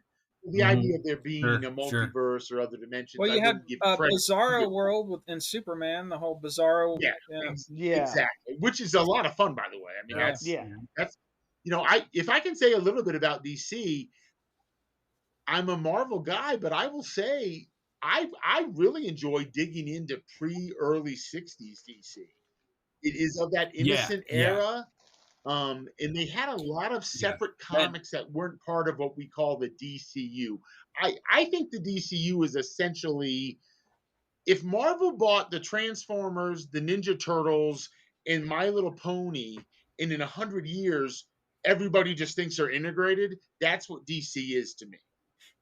They bought all this stuff and threw it together, and it works well with the best of writers. For me, it often falls flat. Yes, it does. If DC they couldn't possibly, but if DC lost the rights to Batman, they would probably be done in 2 years. Yeah, I agree. Done. I agree. Done. Because done, I mean, Batman's everywhere in that universe. It's goofy. I mean, and maybe DC, by just blundering along, makes Marvel that much better. Like, you can't. Marvel is able to go, oh, okay, and they do. We're gonna find out thing, in the big reveal that Marvel owns DC, and they use them for that purpose. That's gonna be the big reveal. Yeah. So that brings me to one of my other comic books. You heard it here. So here is the first appearance of Ocean Master. Notice that grade on it. 8.0. Wow. What year is that, Mo? That year is 1966. So that's an Aquaman comic. Aquaman issue number 29. Nice. I can. And notice the artwork is so similar to a billion Batman comics. Who's the cover artist there, Mo? So the cover artist was Nick Cardy. Cover and art. Heard of him, yeah. Yeah, Nick Cardy. 8.0 from then is nice. Nick actually had a wooden You're talking hand. about, that's the era when kids, I mean, I was doing this in the early 80s, much less then. You're talking about kids reading a comic, folding it over. Oh yeah. Someone wants to go play catch, rolling it tight, sticking it in their back pocket. Yeah. I've talked to many of people that have gone, if I kept the comics that I had when I was a kid, I'd be a billionaire. Oh, yeah. Billionaire. Yeah. Yes. That's why I'm doing this. I've got to point out with the comic books, as late as like 1970, comic books were just thrown away. Much like someone listening to this is like, oh, they were stuck in bike spokes, so that they could go. Yes. Or you'd open the comic and cut out the little thing to send off get the little seahorses. people. Yeah, you got to order the seahorses. Yes, the seahorses. Maybe you'd want to see if your letter was corresponding with somebody named Paul Dewar. Yes, that's where I'm. This is where I'm going. Is they would throw these comics away, and somebody listening to the show tonight who's followed us, who's listened to all 28 episodes, has the T-shirt, says, "Come on, Silky, they're not throwing comic books away. They throw magazines away. You get the newspaper and you leave it on the counter at the coffee shop." So in like the early 70s, you'd get these comics and just by like 70, 71, 72, a lot of the comics that were now 30 years old from the 40s are long gone. They are all thrown away. And those that survived are now worth hundreds, thousands, millions. Right. And Mike and I both have obsessed about the Zodiac Killer. And there are these two books that this guy wrote where he goes down a wormhole describing these fanzines that had come out. And towards in book 2, he goes into this specific comic book that the cover of that comic book ends up being almost word for word what ended up on the Zodiac's letter to one of the San Francisco Chronicle. You would tell me, and because of that comic book, the values shot up, right? Yeah. It has shot up, but also it's so rare because it was not a main character. It was one of these offshoot, like we're talking about. Silky, pardon me. Not only was it, so I'd never heard of this comic, Snags, and I've heard of every comic, but I'm a goof. Like, I've read from a lot of comics. Just not the Spider-Man live action 1978. But go ahead. I hope that turkey sandwich gave you colon cancer. I'd never heard of this comic, but also this was in the era a psychiatrist named Frederick Wortham decided to make his name going after comics, saying they were the cause of juvenile delinquency and juvenile alcoholism and yada yada. And even though he went to Congress, they actually didn't pass any laws, but the comic book industry put on their own restrictions to kind of calm things down. But millions of comic books were burned in the 50s. Oh, so yeah. that is why so when the comics the quality of those comics isn't great, but because that has so increased their rarity, that's why they're super expensive in that era. Yeah, that's why they have like the Comics Code Authority. Yeah. Let me try to get it where it doesn't glare, but there's like the Comics Code Authority. Yeah. That was a real thing. whole issue and showing us the little badge of the little rating. Comics Code. So approved by the censors. DC, DC, Marvel, a bunch of them adhered to that for a long time. That actually is what launched Mad Magazine. EC Comics, which was publishing Tales from the Crypt and those sorts of things, didn't want to. Oh, they were at Fear Magazine. Instead of changing what they did as far as Creepy comics, Magazine, they just stopped doing them all together. And then in that magazine size that Mad is, they could ignore those codes, and that launched Mad Magazine. Yeah. And if you read Brother Voodoo, they could not say the word zombie. So they had some other like Zombu, I think. What? Zombu. Yeah. This is stupid, really. Yeah, just stupid. But they were legally bound. You cannot say the word zombie. What the hell? I read it in another comic. Meanwhile, Val Lewton's movie is. I'll never tell you what theaters, comic it was. I can't remember, but I've also read it in another comic from that era, ZOMBY. So it's silly. I mean, it was clearly a character, a human who'd come back from the dead. Nothing changed about the concept. Just a grammatical thing, really. It was so silly. Stan Lee actually was the first to break that.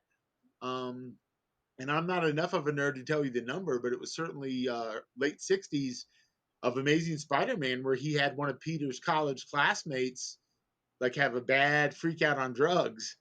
And it was an anti-drug comic, but even to mention the drugs and stuff was not the rules. and Stan broke it because he felt it was an important thing to talk about.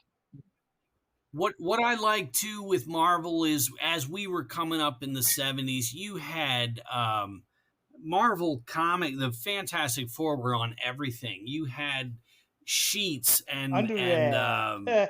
window hangings, underwear. You had mugs and bowls and little goofy calendar Lunch things. boxes You had and thermoses. records. Yeah, records with Spider-Man singing Christmas, just all kinds of, just very similar to the Beatles, all the stuff they did. KISS again all with the Star Wars all merch. that marketing, merchandise. Yeah, Star Wars, and those comics should have been amazing because at the time the Star Wars movies were so much a part of I would say all four of us right here were touched by Star Wars, and the comics, the Star Wars comics, I had a bunch of them, but the comics you had, it was wide open, you could go anywhere, and they stuck to like this goofy kind of if I know Mike and Mo both have probably read those Star Wars comics. They just got goofy, you know. So it was not the best, you know, but those are worth a lot. That's incredible. It's okay, I can edit. This is what we got. Let me write down the timeline. 126. Edit Mike pissing out of the episode. Yeah. I would leave it in. It's a natural progression. Did I feel to mute this? No, we heard everything. No, where do you guys see comics going? So comics nowadays, to me, like I told you, $4 an issue. Not really a kid's genre anymore. Yeah.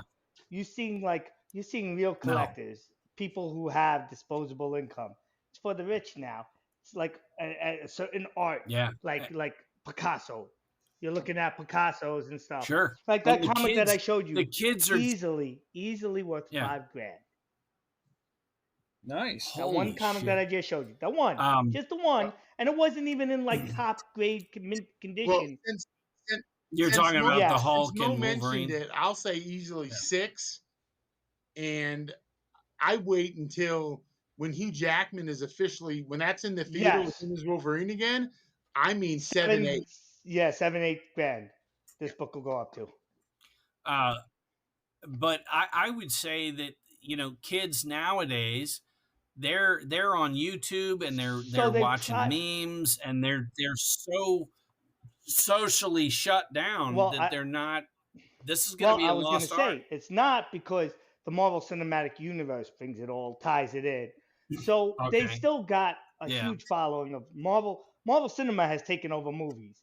Basically, there is no movie except the superhero movie nowadays. Like you don't have indies. That's what a lot of the artists are complaining about. Like a lot of these famous like directors and actors are like, "Oh, Marvel movies are trash."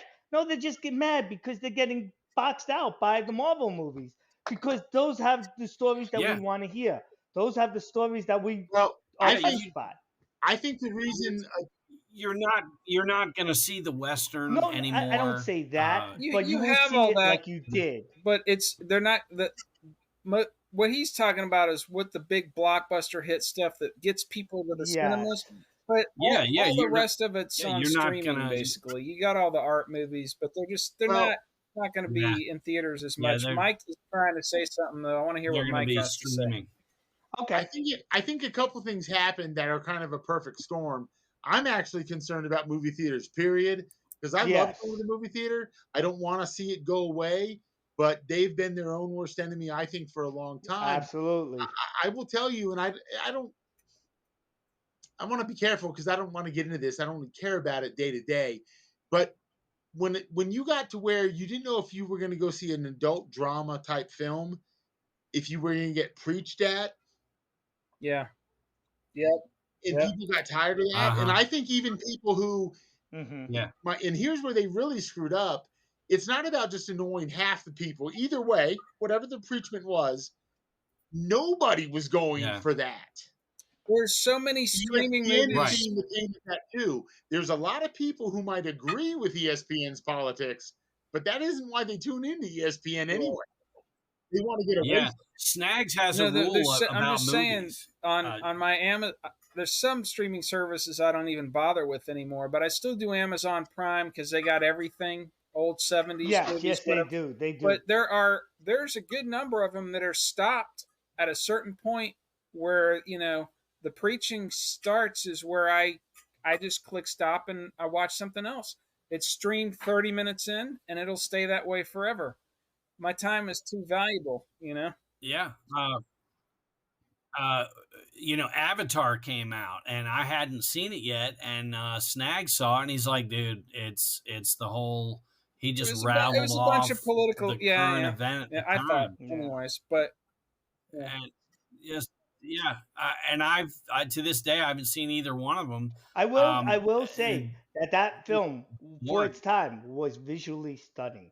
Absolutely the effects incredible. were good. I went to go see Avatar in the theaters, and I remember just being blown away by the colors, the prisms. James Cameron is he's amazing. So story wise, it's your run of the mill, like basic, like, oh, we're killing the environment, blah blah blah. But the visuals on that were just, that's why I went. I was blown back, and it was incredible at that time. And the fact that it took 23 years later for him to be like, yeah, I'm gonna make another one. I'm like, nobody cares. Nobody cares. And I think you'd lost your audience at that point. It had to have flopped. I mean, I don't remember what the box office was on it, but I know that it's already on streaming. Like if you go on the streaming, you can pick it up on Disney Plus or something and watch the whole thing. Well, I don't think James Cameron's ever been the same since he ripped off Harlan Ellison. So, that's a whole other. That might be a whole other podcast. Say more about that though. What's that about? Well, so the Terminator, the film, which I love the film. It's a good film. He gets credit as a director, I think, for making one of the best films of the 80s. Right. With probably a below average budget even for the time. Right. It's a good movie. The first two, T2 are phenomenal. Yeah. The bottom line is he ripped off the entire story of the Terminator from a couple of episodes of television that a man named Harlan Ellison wrote. He didn't give him credit initially. He almost bragged about it in an interview. No. And after Harlan Ellison saw it in the movie theater, they sued him. They had to pay him a lot of money, which he could not disclose publicly, but he said it was more money than he earned in the 70s as a writer. What TV episodes was it? Terminator? Specifically, I think it was Outer Limits. It's called The Soldier. And I don't... Also, what about Demon Steel? with a Glass Hand. But the Soldier one, I mean, in an alleyway, lightning strikes and this guy appears. I mean, it's just brutally taken. And James Cameron had bragged about it in some sci-fi magazine. And if you watch the film now, somewhere in the credits it says, with thanks to the work of Harlan Ellison or something like that. Right. And it was a massive payday. And Harlan's biggest problem was the go around. Like if you talk to me like a guy, I'd have given it to you. The principle of it. Yeah. So I got to track down that Outer Limits episode. The Soldier Outer Limits episode, huh? Yeah. And well, I think it's Outer Limits. It might be Twilight Zone. Okay. But so one of those kind of genre shows. Night Gallery. I think it's Outer Limits. Yeah. Demon with the Glass Hand and it wouldn't be Night Gallery. And good episode. And again, very well directed film, but it's not that. I don't like plagiarism. I think it's annoying. Even now, the writers are complaining, but I don't. I don't consider many of them aren't very innovative. I take issue with. I read one interview with a writer for Marvel / Disney Plus. She was saying how she created What If, It's like, no, sweetheart. No, what if's What been if? around since the Somebody in the 70s. 70s created What If. Yeah. You're literally translating stories from comics to film. You're not Raymond Chandler, sweetheart. One of them said during the strike, can a computer write a Casablanca? Well, none of you have written a Casablanca in 50 years. So I have maybe a to bad just say, example. I do. Not a great example. I write marketing copy for my job, and we've started using Chat GPT, and it probably is pretty close to being able to write Casablanca. I've had it write Elvis meets Scooby Doo stories for me. Richard Nixon meets Ace absolutely Frehley. fantastic. Oh, Richard Nixon meets Ace Frehley story, and it'll just pop it right out. It's crazy. Brett sent me one That's a few incredible. months ago. It was Ol Silky. Ol Silky, you mean? Ol These Silky. code names. Read the screen. Brett. Ol Read Silky code names. threw one in. I think it was Elvis and Ace Frehley That was mine. solved murders in Las Vegas. That was mine. That you? I sent it to him. Yeah. I want to see forwarded that to you. so bad. Yeah. Oh my You god. can read whatever you want. You just tell either Google Rabidoux- Bard or Chat GPT to write you a story of, I don't know, Todd McFarlane rebooting the Archies with an S&M twist or something like that. Oh, nice. Here's my question though: who plays Elvis and Ace? That I have to have in my head. Oh, I know. Yeah. Yeah, sure. I'm serious. Who Rabidoux plays Michael Elvis and Ace now? has. I don't know. That's a whole casting thing. I figured it out. I know. Michael has a T.J. Hooker reboot that would be incredible. So tell I these still guys. think Shatner's young enough to do it. Young enough. You get Adrian Zemed and Heather Locklear back. They're kidnapped by a Chinese triad who wants to bring fentanyl in. In the first scene, they savagely abuse Heather Locklear and cut her throat on film. Dang, this is And you hardcore. see William This Shatner, is Scorsese version. You sons of bitches. And it is on. I mean, whatever the Rambo was where he killed like 800 Mexicans, nothing. He just goes to town. Love it. If they do this, like they ass rape Adrian's mad, and they do that and to get him to talk. Yeah, Shatner. If they do this, they've got to have the Iron Man version that Shatner recorded with Zakk Wylde on the soundtrack, because that was just so brutal. Sure. Yeah, that was That's awesome. a given. Yeah, he's a rocket man. Stuff. Yeah. But I would go see that T.J. Hooker. Well, that's the Quentin Tarantino reboot. I want to say something about that's what I was going to say. Tarantino might be one of my favorite. Definitely a Tarantino film. Tell you why. Yeah. You can mock him all you want. Star Trek, T.J. Hooker, Boston Legal, 3 official hits, big hits. Oh no, I don't All take away decades anything from between. Shatner. I love Let's Shatner. not even get started on his musical career. His singing, just amazing. Here's the thing with him. I think he's one of those guys who also is a normal guy, and I think he thinks it's bizarre what his thing turned into. And he's like normal guy. Oh, sure. You never hear, I'm an artist. You don't hear any of that crap. He's got a sense of humor. I love him for it. I absolutely love the guy for it. And can I tie it back to Harlan Much Ellison respect real to quick? this Pat. Yeah. Absolutely. Star Trek, I don't remember what number episode. Brett probably knows. I was busy.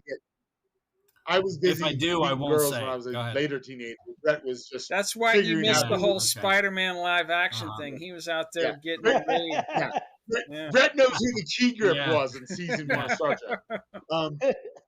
He was -4 when that was on. So no, I think Go the ahead. best episode in the history of television, truly, is called "The City on the Edge of Forever," written by Harlan Ellison. To go back to the James Cameron conversation, and I believe McCoy, Kirk, and Spock go back in time during the Depression in America, just before World War II. one of the best episodes of television, and Shatner stars in it. I mean, I think the guy's beat up a little bit. I'm just Don't forget the man. There's a man on the wing of the yes. plane. I don't want to There's spoil that episode. someone on Actually, the I wing. won't spoil that. It's a tremendous episode. But by the way, the best filmed time travel thing ever, in my opinion. Okay. City on the Edge. The implications. That's good stuff. Huge. It's a Star Trek episode. City on the Edge of Snags. City on the Edge of Forever. City on the Edge of Forever. Gotta look that I up. actually own a signed Harlan Ellison copy of the original screenplay. Harlan was a bit of a character, and he isn't happy with the episode, but the episode, I just think it's amazing. Oh yeah. Yeah, Richard Matheson wrote a lot of stuff for Twilight Zone. He wrote The Incredible Shrinking Man. He wrote just a ton of amazing short stories.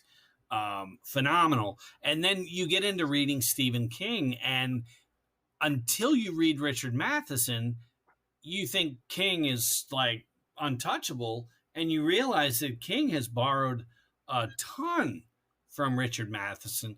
But I will say Stephen King has always, he's the first one to mention Richard Matheson to you.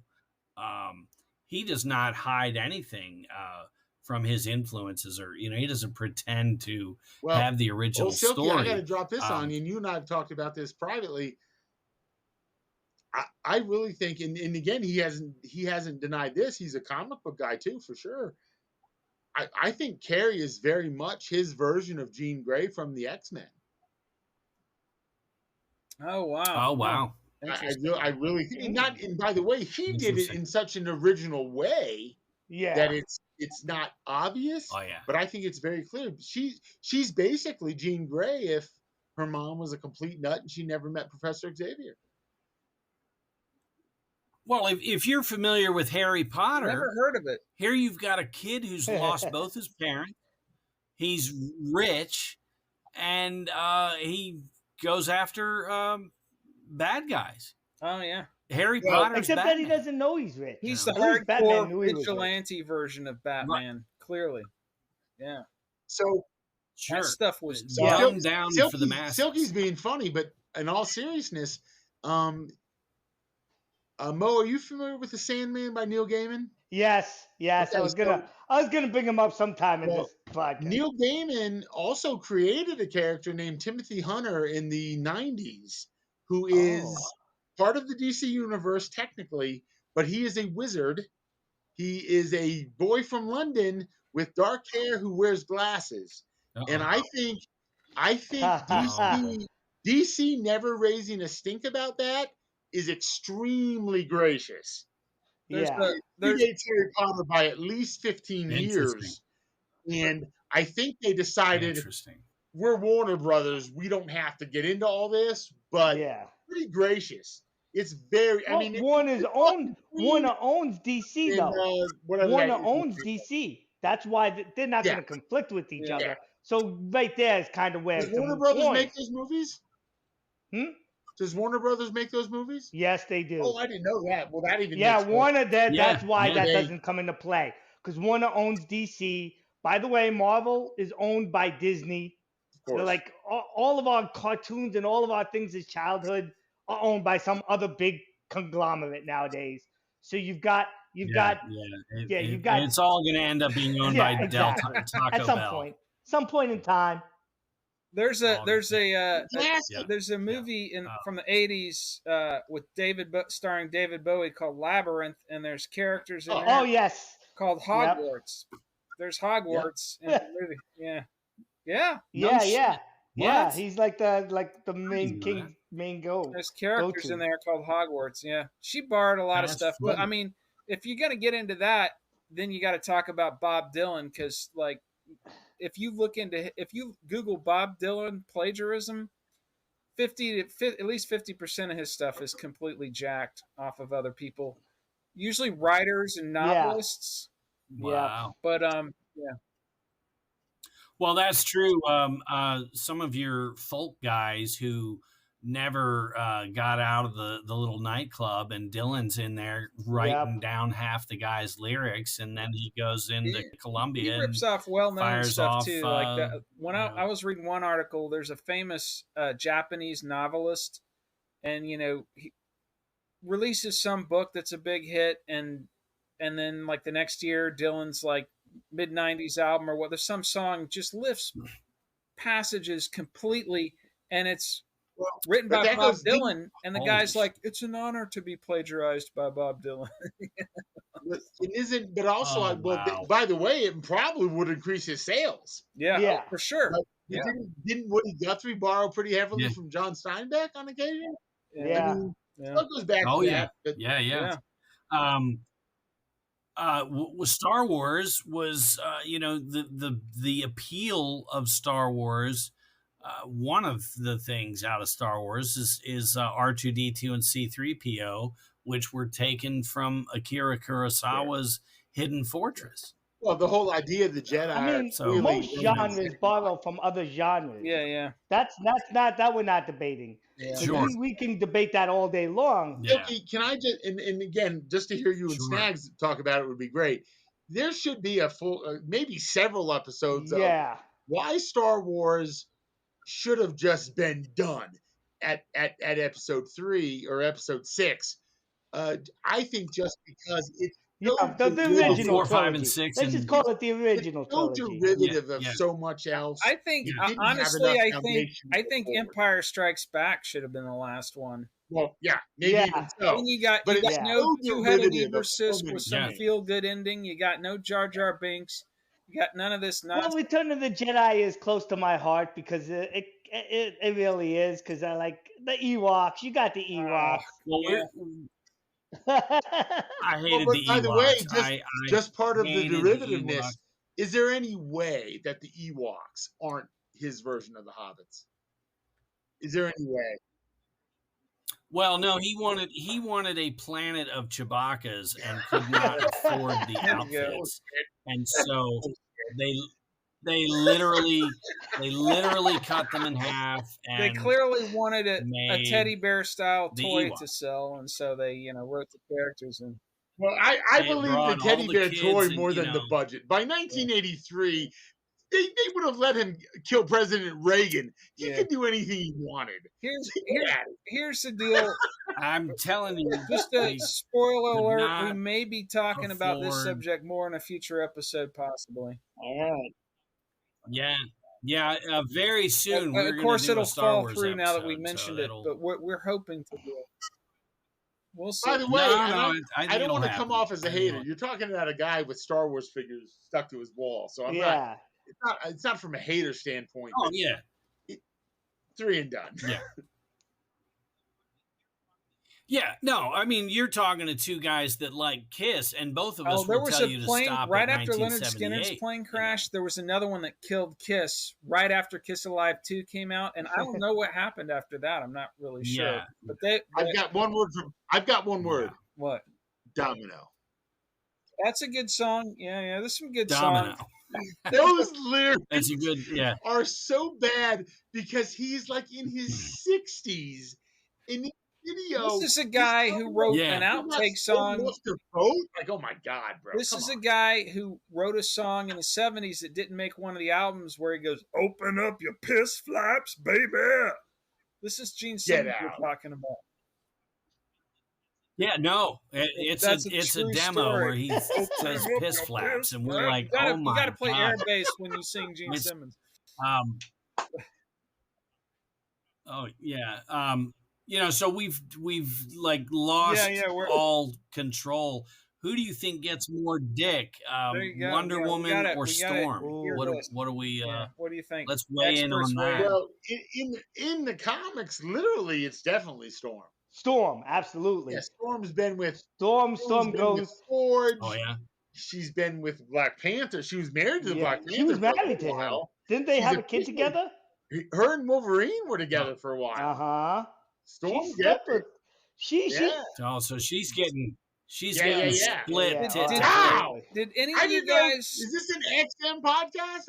I didn't know. did any of you guys see the movie about the origins of Wonder Woman? The guy that there was a movie. Oh, I heard Oh, about that that. was Who's all great. in the S&M and It's a stuff. great Yeah. movie where he ended up in a menage a trois Oh, yeah. marriage back in the 50s, and they were all into S&M and all this stuff. And of course, it was totally in the closet because it was the 50s. And Sure. so he expressed all that writing about Wonder Woman. And if you go through those comics now, you can see all kinds of bondage references and stuff like that. Uh-huh. Yeah. Oh yeah, yeah. The rope and the Actually, Silky just sent me a Wonder Woman thing where she's like getting shot, like, and she's blocking it with all of her wrists. But then Superman's like, "You're basically indestructible, like me. What are you doing?" That's and so another she one stops, that and that's then her another boobs one are that just he forwarded to me from me. I sent it to him and he forwarded it to you. Yet the bullets are bouncing off her tits when she doesn't. yeah. No, but Snags, that movie you Yeah. mentioned though, and I can't think of his name. I'm That gonna is find it. it's a genuinely good movie. It's a great. Very I've good heard of actor. that. He I was love the Luke actual Evans. doctor or something, Yeah. wasn't he? I'm gonna I find it right Luke now. Evans is a very Yeah. underutilized actor. I think he's great. He's a good actor. But Yeah. as far as where comics are going, I see Professor, them becoming like it's called- Picasso's art, basically. Like you're gonna have to have real collectors More of going an art. after it versus people who can just your average Joes. And your average Joes who want to enjoy it are gonna have to buy the collected editions or watch the movies, the Marvel Cinematic Universe, the DC Universe. But do you think it gets away from the writing? Because I would say all of us, some of the first things we read were comic books. And So I feel for I generations know. after us, because they're not going to have that unless they come from an affluent family. They're not going to have that same access because comic books, they've gone from, like I said in the beginning, 5 cents, 10 cents, 25 cents. Now it's $4 a comic book, guys. Well, and now they're digital, but some of the formats you can't turn the page or look at each picture, each box to look at the artwork. It's It's on your phone, or it's kind of a lost. I just want to drop that movie title. I looked it up. Professor Marston and the Wonder Women. Great flick. Great movie. So I think what I want. I was going to say what Moshe is kind of getting to is it's becoming more of an art form for adults and grown-ups in a lot of ways, and again, not just that, but like collectors, like I'm talking about, like we are like the new Picassos in an effect. It's becoming art. If you go on eBay, on eBay, like those people that are real, like wealthy, like I'm talking about generations of wealth, they can afford the Picassos.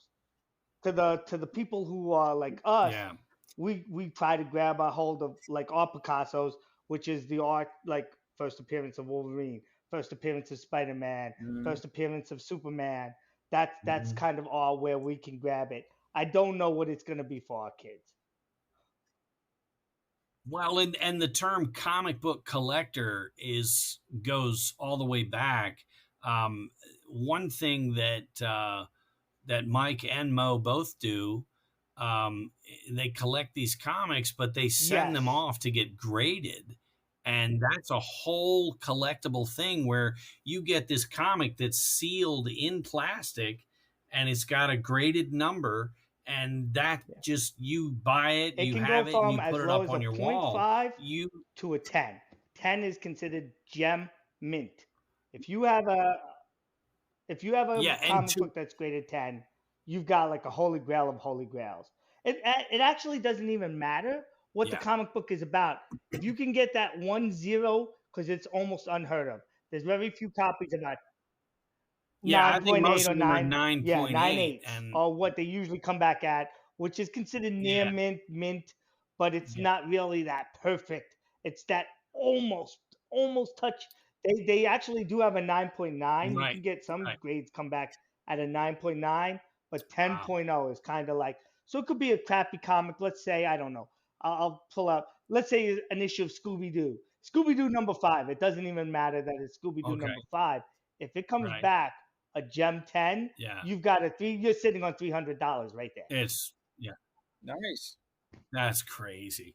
But Snags, they'll collect these, and there's only, now correct me if I'm wrong, there's only 2 companies in the country that will grade these comics, and you're in Colorado, and you're gonna 3. mail this There's off.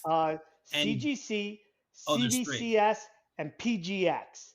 Those are, as far as I know, the only 3 Okay. major ones that most people will grade. Yeah. That will respect. My If it's understanding was that graded by one of PGX them, is defunct.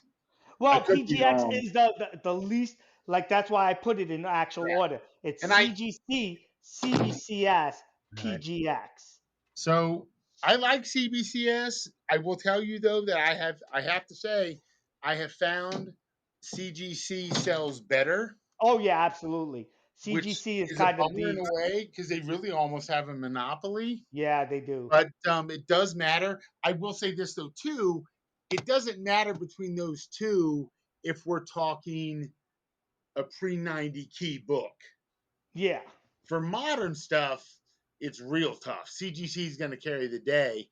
Absolutely. I maybe in a future podcast, if I am so blessed, I will discuss a future company that I know is in the works. I don't want to do that now, but Okay, we're well, as definitely far as gonna I knew, those were the main 3 in play right now. And like I said, in order, CGC, for sure. CBCS, PGX. Yeah. Those are the 3 right now currently. Hopefully there will be more because we Oddly don't need a enough, monopoly. CGC, of course, based in Sarasota, Florida. Absolutely. Yeah. No, I if I could talk a little bit where I think comics are going, I'm actually pretty hopeful. I had a fun experience the other day. I ran into a guy at one of my local comic shops, and right now in Colorado Springs, the community supports 9 comic shops. Wow. A couple of those also do gaming, but that's all kind of that same world. Same and genre, then there's also probably another 4 straight gaming shops. So that's exciting. But I'm really excited because of this. I met a gentleman the other day who's about 75 years old, and he still goes every week to go get his new comics. And it's still a hobby that sustains him and he enjoys. And that gave me a lot of hope. And that does show something. But This has been Mike, around for a long time. You brought it up just now. What was his age? Dispensable 75. income. He might have some dispensable that's income. True. That's true. That's not. That's so. Yeah. So you're talking about it as far as what's true though too is this stuff I think will also be increasingly left behind by people his age and people my age. But if I'm still doing this in 30 years when I'm 76, I'll have hopefully some grandchildren, some other young people I know. Yes, that's what, give it to them. Actually, that's my plan. That will go. That's my plan. I've talked to pass it Silky on. about this. I have a son. He's 5 years old right now, and that is my plan: is to hand these all my comic books are going to be going to him, or if I have any other kids, split it and blah blah blah.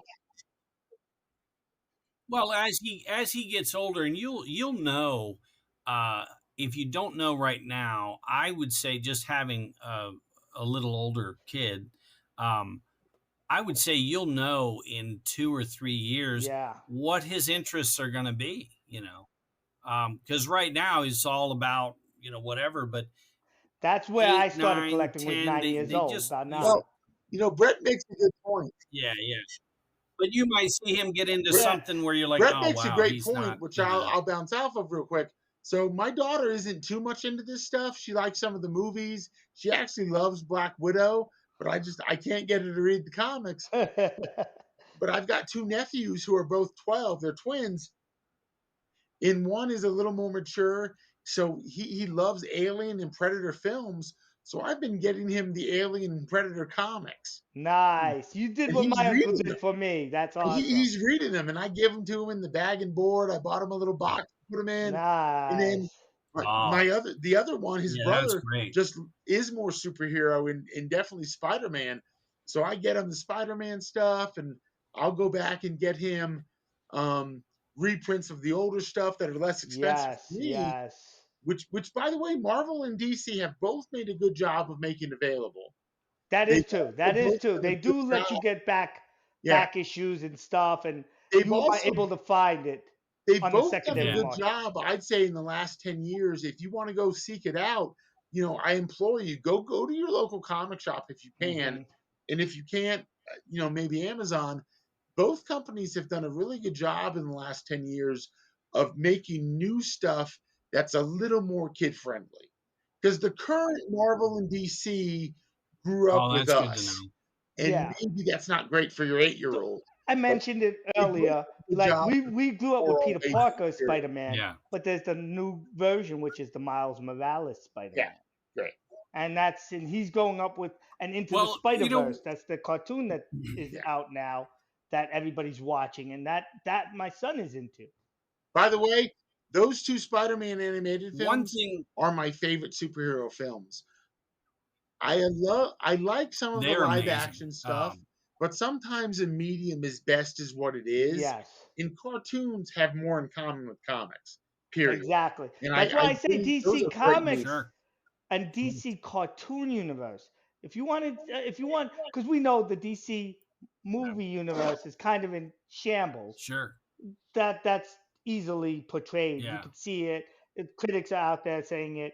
But if you go Well, to and the all those DC, yes, they're yes, on and HBO a lot Max. of them are You can fantastic, watch and they a do a ton Well, good job with those. I will tell you, and I Yes. think I agree with Yeah. Mo, and I think some of them deserve theatrical releasings. Yeah, Specifically, the Dark Knight Returns DC cartoon is almost panel for panel Frank Miller's graphic novel. yeah, Which that Yeah, might it's have really been good. my greatest hook. Like, wow, this is something more serious. When I was in 6th grade, I don't even remember what graphic novel I had in my hand, but some kid at lunch had this Batman thing, uh, and he wanted to trade me for it. So I said, sure, you traded.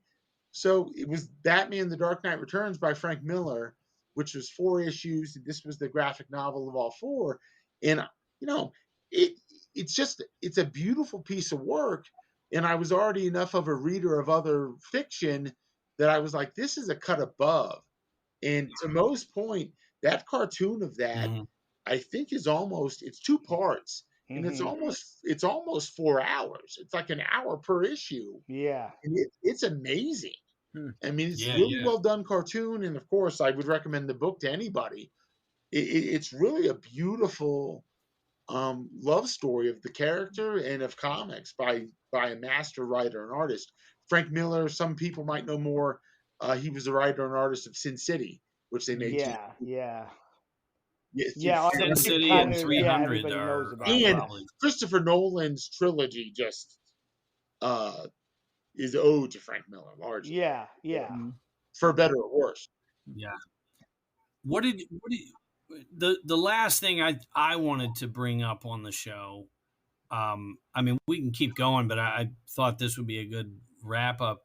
The Brian Michael Bendis phenomena. Did he grab you guys the way like I thought the man Who is was this cat? Just for absolutely me and for the amazing. listeners who don't know. Uh, Mm-hmm. oh, he's a writer, comic So, creator. Go ahead, Mike or I Well, was Mo. at he's done a good run on Amazing Spider-Man. Yeah. I was at school for a couple years and got out of comics for money reasons and blah blah blah. I got back into it in 2003 pretty sincerely, and at that point Brian Michael Bendis had been around for a little bit already. His whole generation, the Marvel movies are based largely on the first few years by Stan Jack and Steve Ditko and maybe John Romita. Well, certainly John Romita Sr. Yeah. And then Kirby. fast forward to late 90s, early 2000s, and Brian Michael Bendis is a big part of that. Just so many of his concepts are evident in those films. And he created Miles Well, Morales, which is a character I love because it's a different universe. And yeah. in that universe, Peter dies, just like in that first Right. film. and he becomes the new Spider-Man. Right. So that wasn't done for, it was just done from a genuine purpose, not none of this nonsense, just Yeah. creatively, really, and it really works. His run on Avengers, starting with Avengers Disassembled, it's called Avengers Disassembled. His run on that, leading Yeah, he into really a pushed the 6-year run boundaries. on several Avengers books. They're truly original plots. I mean, and great characterization. Yeah. His dialogue has been compared to Quentin Tarantino's, which I think is fair, because he could have a whole Yeah. issue. Snags, you should Yeah, check That's out another I thing. can Torso get by to. He's Brian also Michael done some Bendis. independent It's comics, which are superlative. And for anyone listening, Marvel needs to bring him back as a writer on their monthly books. He absolutely was one of several writers that made that run from 99, I would say, to 2012. Just stellar comics. We're talking about Mark Miller, who everything he created touched. a number of shows that I know have been on Netflix. He had a great run. He wrote Civil War for Marvel. Um, Ed Brubaker, who created the Winter Soldier, Bucky Yeah. Come Back from the Dead, which has been a big part of these films. That whole era has really been strong. And all of those writers, also, if you look them up, Michael Brian Bendis, Ed Brubaker, Mark Miller, um, uh, Matt Fraction, they've also written a lot of creator Yeah. owned independent comics that are just absolutely stellar. Could I mention Ed Brubaker real Yeah. quick? He has got a number of comics. If you don't care about Sure. superheroes at all, I dig it. He's written some comics. One of them is called Criminal. They're all available in collected editions at affordable prices. Um, just great stuff that are outside of that genre. They're crime, they're mystery. The genre is much more broad than Americans acknowledge. It Yeah, was and always broad in Europe. If you go to your local Sure. comic shop, ask the owner, hey, I don't care about Superman or Spider Man. What else is out there? I mean, there's Yeah. horror, there's action, there's western. You name the genre. It's like Barnes and Noble. There's every genre of Oh yeah. prose novel. Yeah. There's every genre of this stuff. And I mentioned Walking Yeah. Dead early on. Yeah. Walking Dead is a great example of that. Walking Dead to me is, I don't care if you're talking about fiction, prose, anything else, it's one of the best post-apocalyptic stories ever written. And it has a beginning, a middle, and an end. Yeah. The writer owns it. It's his deal. It's a beautiful story. And if you don't care about capes and spandex, that's for you. It's an Yeah. Yeah. easy for a story. That Sure. would be Robert Kirkman, by the way, folks. For people who don't know, that's who put out Walking Dead, Robert Kirkman. He's done a couple of other comic books, Thief of Thieves, several other pieces, but Robert Kirkman is kind of that guy. What I wanted to say is that comics also have gone real quick. So comics have gone from a one shot, like each one was about like the supervillain of the week, which we saw in like, okay, I don't know if you guys are familiar with CW's Clark Kent, the one Smallville. They used to have like the villain of the week. Sure. Yeah. Okay. Oh, So I they used know. to do the Know of villain it. of the week, Sure. and then they started to change to tell stories in the latest seasons, and that's what comic books have done. Mike mentioned it earlier. There was a comic version called Civil War where they based the movie off of, loosely based, by the way. The Civil War in the comics is totally different than the Civil War Sure. in the movie. Totally different. So you should go check that out. They have collected versions of that. The Civil War One, the Civil War Two. Um, so they've gone into storylines, like full on plots where you have to, you know how you were saying, Mm. Silky, like, oh, it's going to be connected to this issue, so you got to get this issue. So they've done that, but they've done it in such a way that Yeah. it's like, okay, so it's their own comics, like it's Civil War, you got to grab that issue for the main storyline, but then it'll be in Spider-Man Sure. to connect it, Yeah. but you don't have to pick it up to Yeah. know what the story is You don't basically have to. Yeah. saying is, and they usually do that around their Yeah. summertime when they know people are going to be out of school, out of work. So they hit the comic book shops Oh, okay. in the summertime, right around then, with what's going to happen. Marvel does this, and they're amazing with it because they know, they're like, people are going to be out of school, people are going to be out of work maybe for a little bit. Maybe we can hit them with this storyline. They'll have to try to grab it up. Hit him with this. Were you going to say anything about Torso? Because when I said that, you seemed Was that me, like you or- were going to say something. No. Yeah, I'm- yeah. I do want to. No? I want to. I do want to drop some Snags, stuff in here. So you guys are talking go about ahead. how there's you know, a lot of stuff other than superheroes out there. I did go through a little bit of a period reading a lot of the graphic novels and stuff. So I want to. Oh, yeah. I do want to mention Daniel Klaus, who did Ghost World. There's also a great annual anthology that was being put out for a while of independent graphic novels and independent artists. And if you do some Googling, you can find that as, the Best American Comics. I'm finding it right now in real time. Best American Comics anthologies. Oh, yeah, Look those up. I don't know if they're still doing it, but every year it's stuff like American Splendor and Ghost World and these kind of slice of life graphic novels, and they'll have little excerpts from all the best stuff each year. And then I gotta mention Ben Snakepit. So Ben Snakepit is this cat who lives in Austin. He was the original bass player for The Sword. This is another one of those stories. Really wanted to be great kind of stoner doom band. He really wanted to be a professional musician. On the side, he would write these comics. It was a daily diary and published in a local indie newspaper.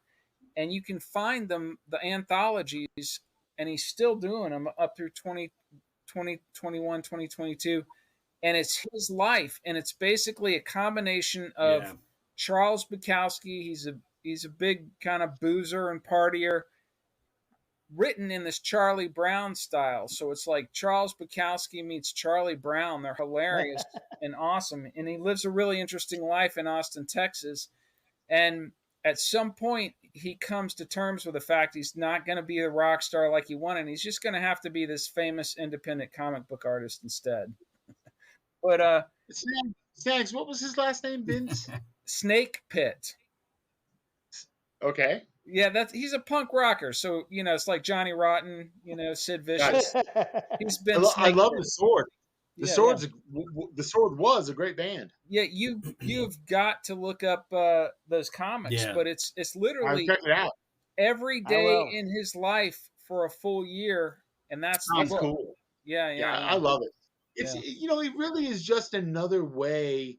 It's funny because America really created comic books, which I'm proud of as a patriot, but Europe actually sooner turned it to different genres. Yeah. And we're finally catching up with that here in America. And that's a great example, I think. And also, I think Silky mentioned the Fabulous Freak Brothers. They have actually come back into fashion and are getting re-released in collected editions as well. It's a cartoon of all those old comics. And they're funny. I mean, it's just, again, comics cover every genre the way a prose novels cover every genre. Yeah. They really do. Stuff.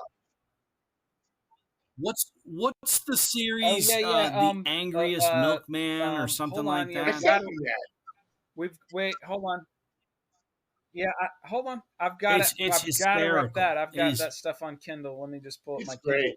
Hilarious. Oh yeah, I sent you. I'm talking about Silky, I sent you those. Hold on. I think so. Did you? Where is it? Interesting. I've got so much shit in boxes. I was gonna say Silky tosses me some of the most weirdest shit, and it'll be at the weirdest times too. He'll segue. Like he'll be like, "Hey Mo, by the way, did you get my text about so and so this day?" We're not even talking about that, and this is wait, that thing never came. The other day he's like, "Did you get that text?" And I'm looking at all of his texts, and he's got all these other things to me, and he not one thing that he said that he was Yeah. looking like, no, you never sent that to me. Oh, well, I will. Yeah. And then rattle it off. The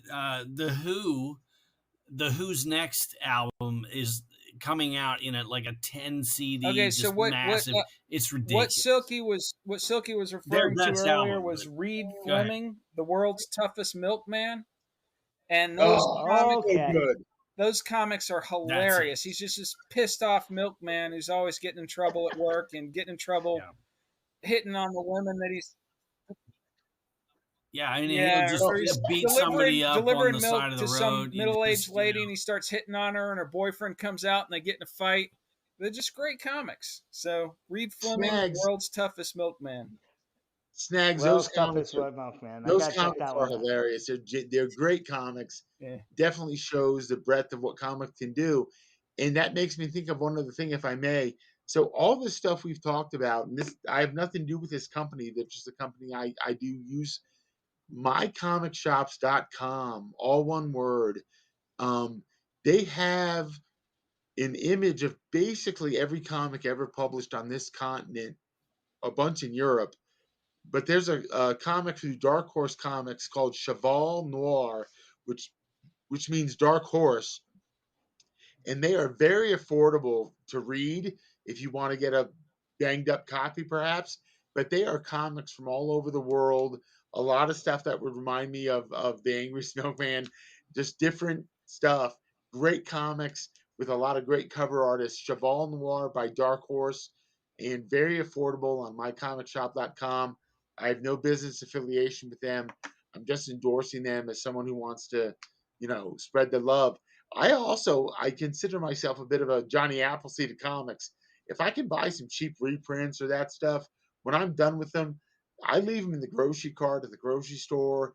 Maybe somebody will give them to their kid. That's awesome. Just get it out Pass there, them man. forward. I think people should read Sure. more in general, and I just think people who also people who only read novels now, really should look into comics. Yeah. Certainly start with Stephen King.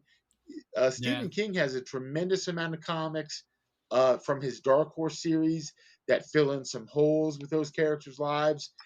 There's That also would be the Dark Tower series. yeah, those are Yeah. great. And there's an Yeah, Dark amazing Tower, The adaptation Marvel Stand. did of Stephen King's The Stand. That's 24 issues long, but you can also get it in collected editions. So get out there and read comics, guys. Yeah. Yeah. It's Well amazing. said. The one thing I wanted to, Yeah. and this could wrap it up. I don't know, but they wrote Superman in the 30s. They wrote Batman in the 30s, and they will be writing those two characters. That's what's so amazing about this American phenomena of comic books is some of the earliest characters. They're going to be writing about them 200 years from now if we're still that's true. a species. Those characters will outlive us all, and so many people have contributed to retelling the original story or adding to what's already been there. You guys said Spider-Man's up to like 900 issues. That's incredible. I can't think of anything Superman else. was created by two young men. I think they were 18 at the time, roughly. They were both from Cleveland. They were both Jewish, and they had gone to Jewish private school, for lack of a better word. And Superman is clearly Moses. Yeah. His parents put him in a rocket ship to escape destruction. Moses' parents yeah. You're talking about Jerry Siegel and Joe Moses' Shuster. parents in the Bible put him in a basket, and he is discovered by another family. But the funny thing is, to me, and it's a beautiful thing, even in the comic, Superman is discovered by this couple from Midwestern Kansas who wouldn't have been Jewish. Their religion is never discussed, but Midwestern Kansas in the 30s, it's a strong idea that they're probably Presbyterian or Baptist. Yeah. Catholic or Fast forward many years, Mark Miller, who I've mentioned earlier, wrote a comic book called Red Sun, and I want to specify that's SON, Red Sun. And his idea, he is a Scottish author. Okay. The notion is, what if Superman's rocket ship landed in Russia in the 50s Yeah. in Kansas? I remember hearing about that. And Yes. I won't spoil it. It's a great comic, but really at the heart of it is this: is that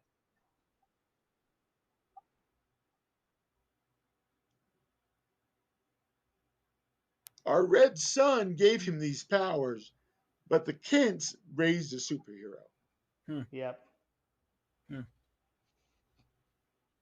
And I think that's what carries on, That's all deep. these years later.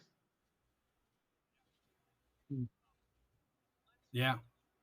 Well, let's wrap this up. I think it's a very good episode. We did not stray too far.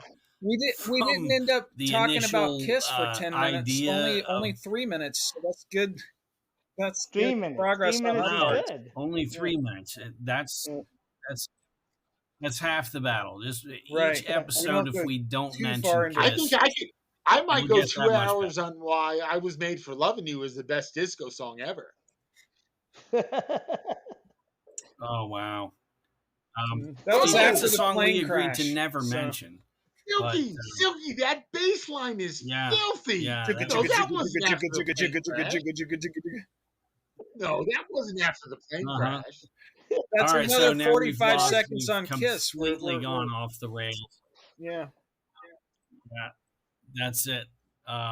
So final soapbox. Anything you guys want to leave It's going to everybody be hard with? to top Mike's last Final segment there. soapbox. That was really Yeah. that was awesome.